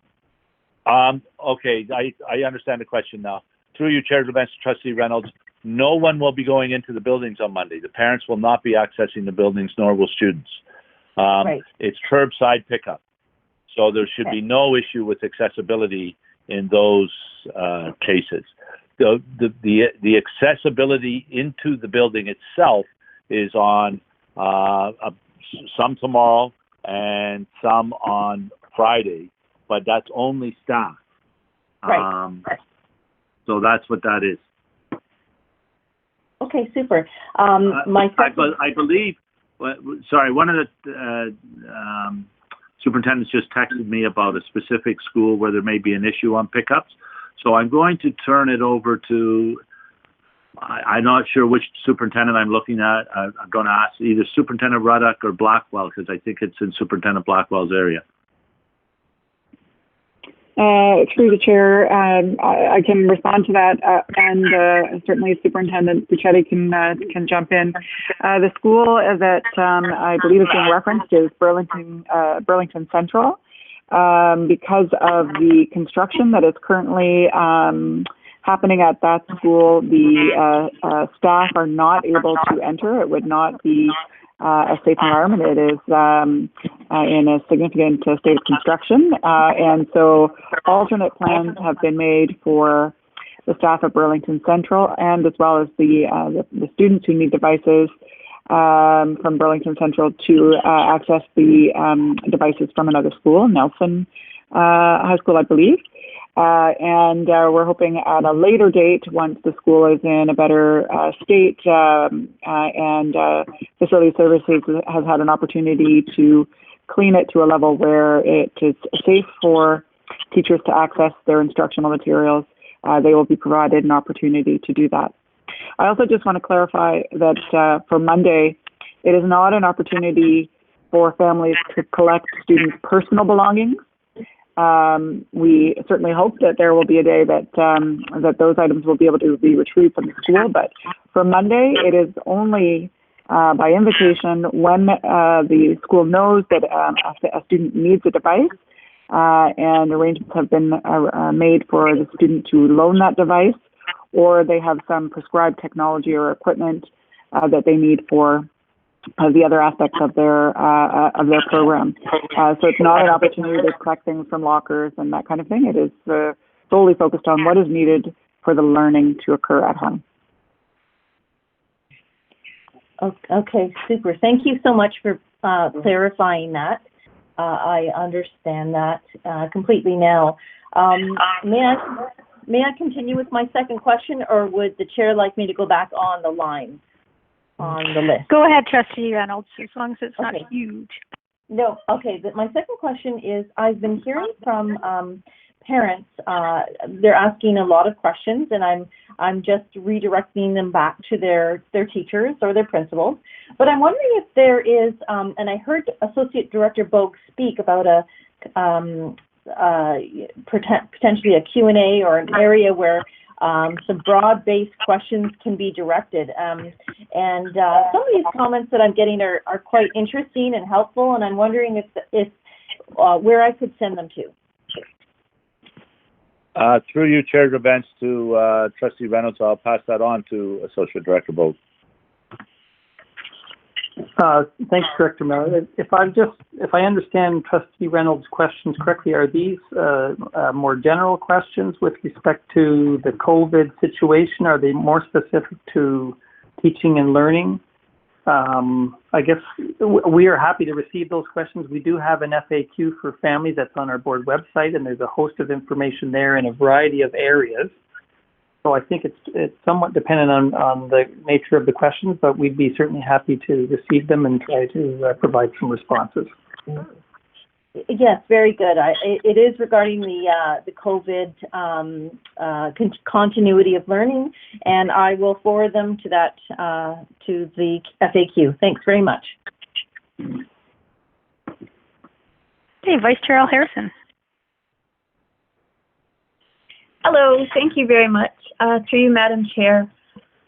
First, just to say that it seems to me that existing and hopefully thriving through this time is in itself a profound learning experience.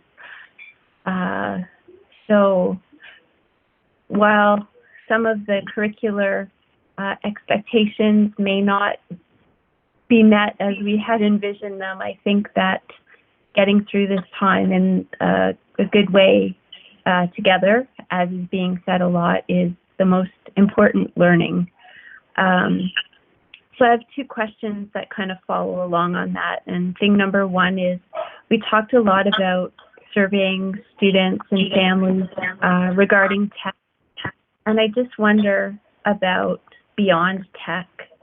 Some families may not have access to other supplies that would enable their students to complete the work, such as pencils, paper, some of the basics, traditional stuff, particularly maybe for the younger grades, I'm not sure. So I wonder if plans are in place also to support families in that way, if the principals know that there's a need. And then secondly, I just wonder, what time frame are we planning for? I know the ministry and minister is making announcements in 2-week increments,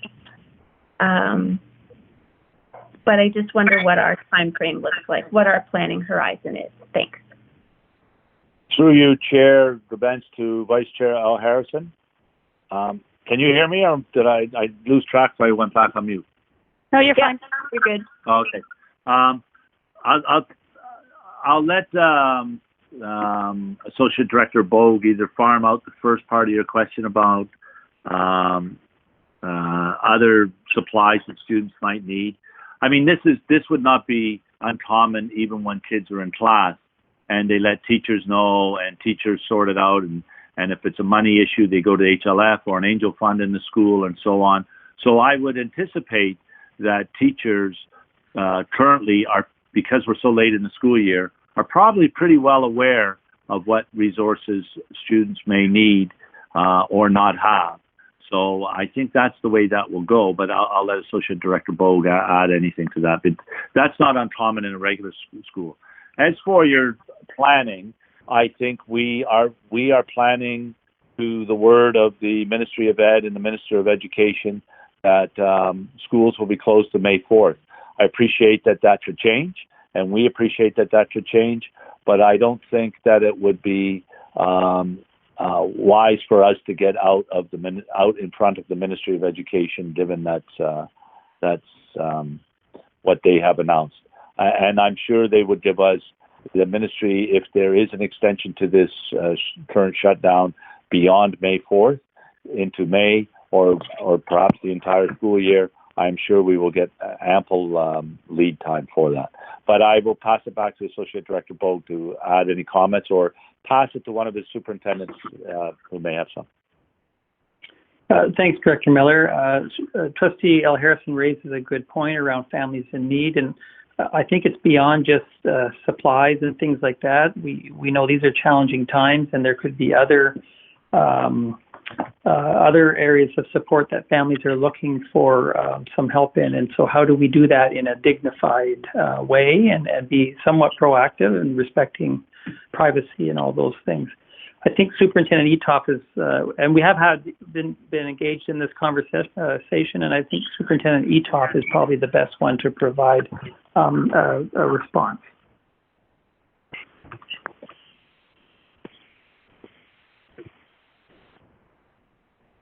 Superintendent Ethoff?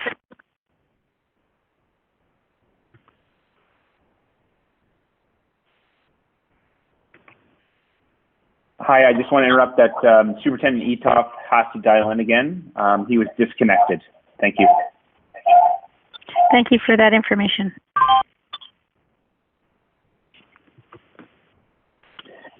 Through the chair, that's Superintendent Ruddock. I can certainly jump in here if you like. And okay. Perhaps Superintendent Pennyfather. We have been working with the Halton Learning Foundation to ensure that our families in need have access to the resources they need. And part of the direction that we've been given principals when they go into schools on Friday is to collect any of the gift cards that have been donated by HLF and get those into the hands of our families. So we know that principals regularly access the HLF to ensure that kids have the tools they need for learning, and they will continue to do that through this time as well. Sorry to interrupt, folks. I got cut off. I'm back online. That's great news.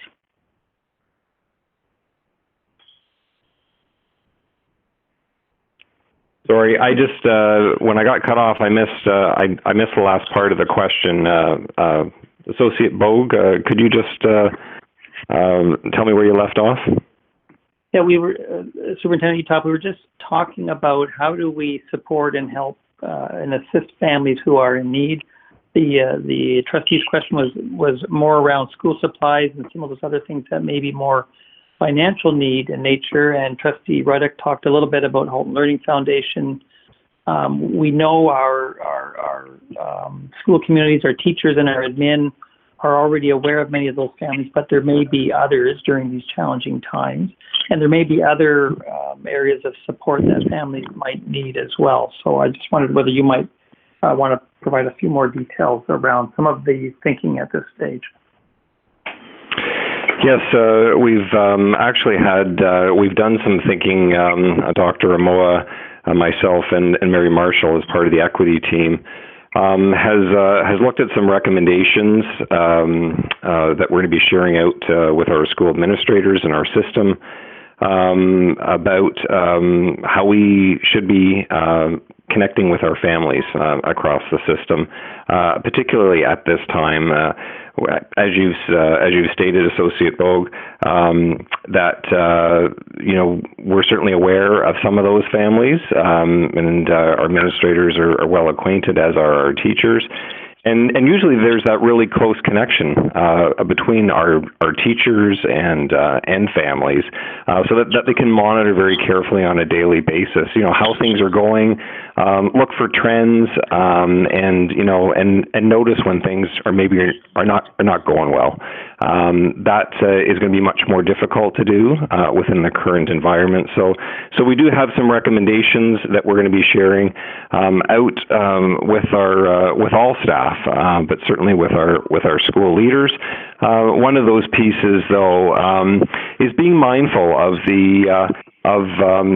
exactly what we have spoken about recently with our Board of Trustees, and that is the unconscious bias, and really being careful that we're not jumping to conclusions and that we're making assumptions based upon a single statement. So just taking real great care that we're treating all of our families in a real equitable manner, and when we are and do become aware of situations, that we have great supports within our system, whether that's through our staff that can provide mental health support, counseling support, social work support, whether it's families who need to access resources that we've been compiling online around mental health supports, and we're going to be doing some promotion of those in the coming days.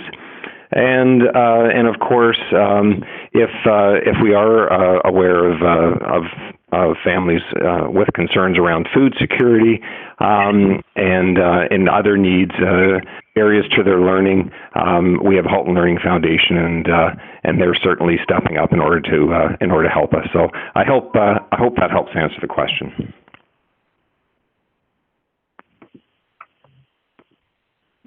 Vice Chair Al Harrison, is that good? Yep, thanks. Okay. So seeing no other speakers on the speakers list, I have a few questions. So, and a couple of them, the first couple are about having to do with special education. So parents may have expectations that the CERT that their child was working with at school will be continuing to support their child in a very similar way while schools are closed, and are these reasonable expectations? Okay, hang on.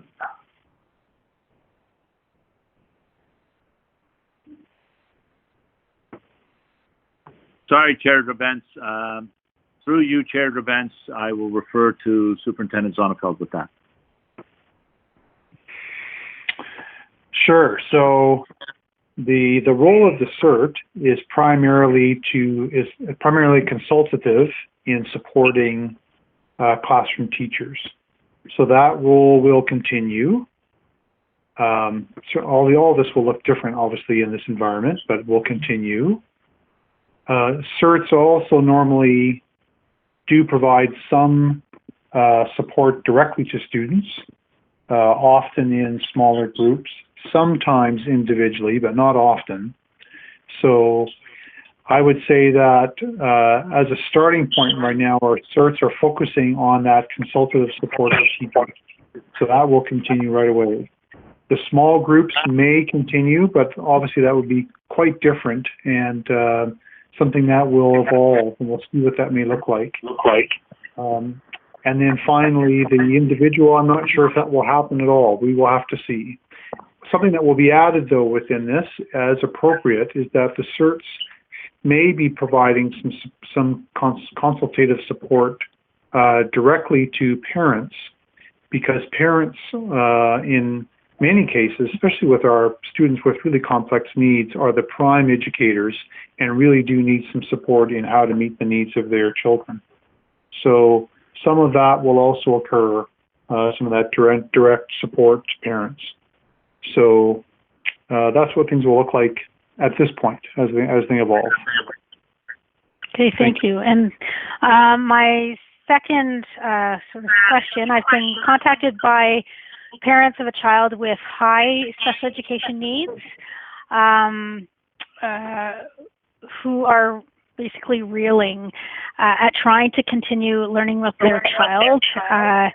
They require equipment, software, and software training, and the parent is also an essential worker, so time is a huge factor. And how will the board support these high-needs students during the school shutdown? I'll go ahead again if that's okay. We certainly understand that some of our most complex students are putting a real demand, real challenge on families. We really understand that.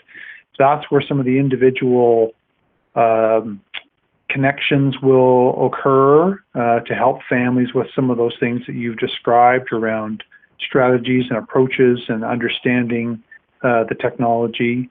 There are certainly online resources that we're going to be pointing parents towards and providing some of that direct interaction.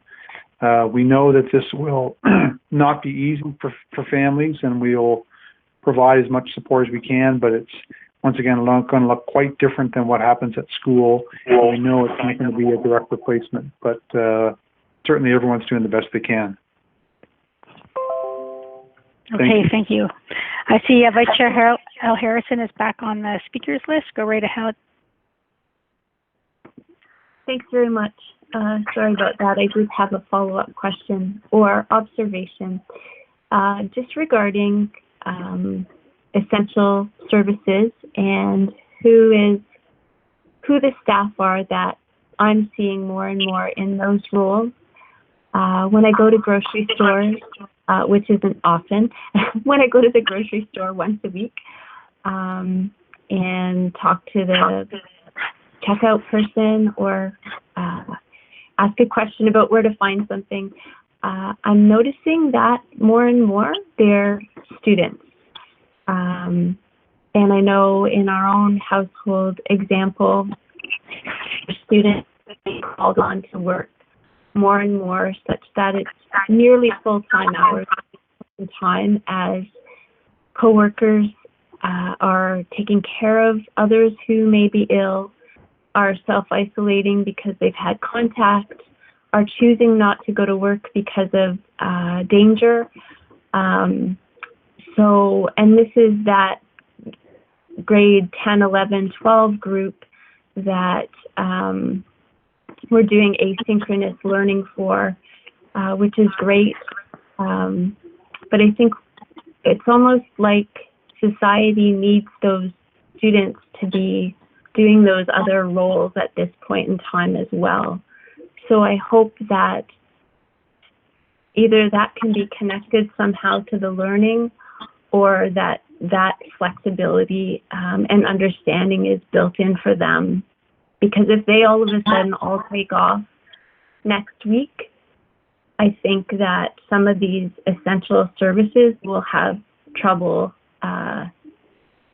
staying open and managing their functions. Through your chair, to Trustee L. Harrison, our Vice Chair L. Harrison, our secondary schools have always accommodated students, whether it be for sports or arts or work schedules. Our principals are fully aware that some kids have to work to help support their families. And there's elite athletes and elite artists and so on. So many of our, all of our schools and the principals and guidance counselors and teachers work with kids to develop flexible timetables. We've got lots of students when school is in session that will not have a first period class or not have a last period class because they're doing something, and that's an arrangement with the school. Those arrangements will continue. And in fact, the way that this is going with the online may allow for even more flexibility for this. Teachers, I don't think we could ever underestimate how well our teachers generally know their students, and they will, if they have good relations, and most of them do have good relationships with their students, they'll let them know, and they'll accommodate those kids best they can. There's no question that even in the best of times, we accommodate kids to pursue what they want to pursue. So I think that's about all I can say, but we can certainly raise it with our secondary principals so that they are more aware of it than maybe they were previously. Thank you. Okay, thank you. See, I have another sort of question, and that has to do with as we're moving on to online. Like being a parent myself, it hasn't my grade 8, my grade 11 is well versed in Google Classroom. My grade 8, no problem. My grade 5, the teachers are, they're trying, but what's a little bit of a gap as a parent, and I don't feel it because I'm very technically savvy. I teach Google, but parents, there are many parents that Google is a new thing, especially in those sort of junior years, and I don't know what if they're doing it in primary years as well. So are there tutorials available for parents to understand how to get into that classroom? I think there needs to be some sort of tutorial for parents to kind of understand what it is and how to access it. And I think once they get that way and they kind of understand, get a little understanding of what's in it, at least it gives a bit of a tutorial inside the classroom. But even just getting there may be a barrier for some parents to help their kids even get to the work that needs to be done.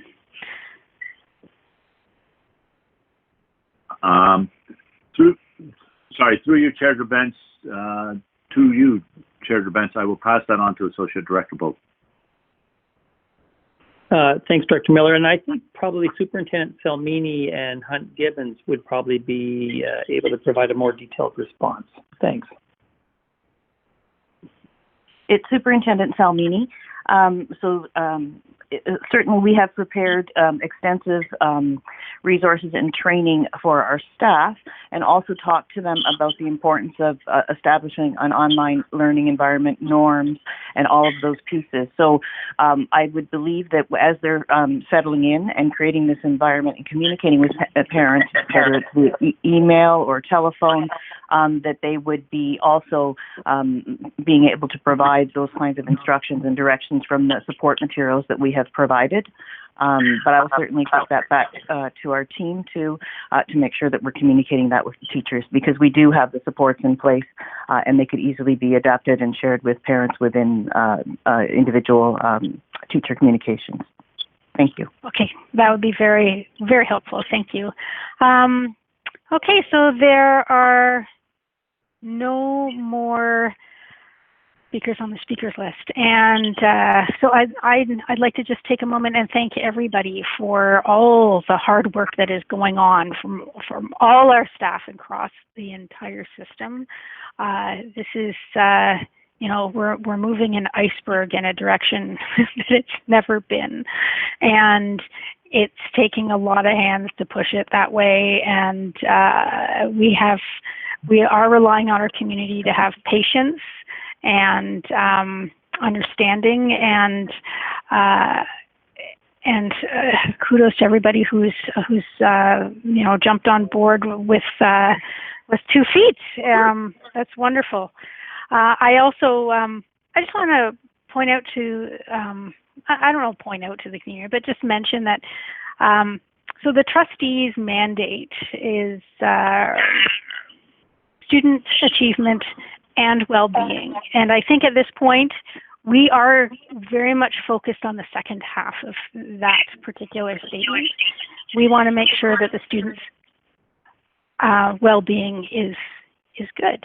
So the achievement will come with the well-being. If there's no well-being, there's no achievement. So I just hope everybody stays healthy and take care of each other and be kind.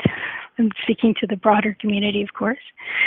And we have now exhausted our agenda, and I declare this meeting adjourned.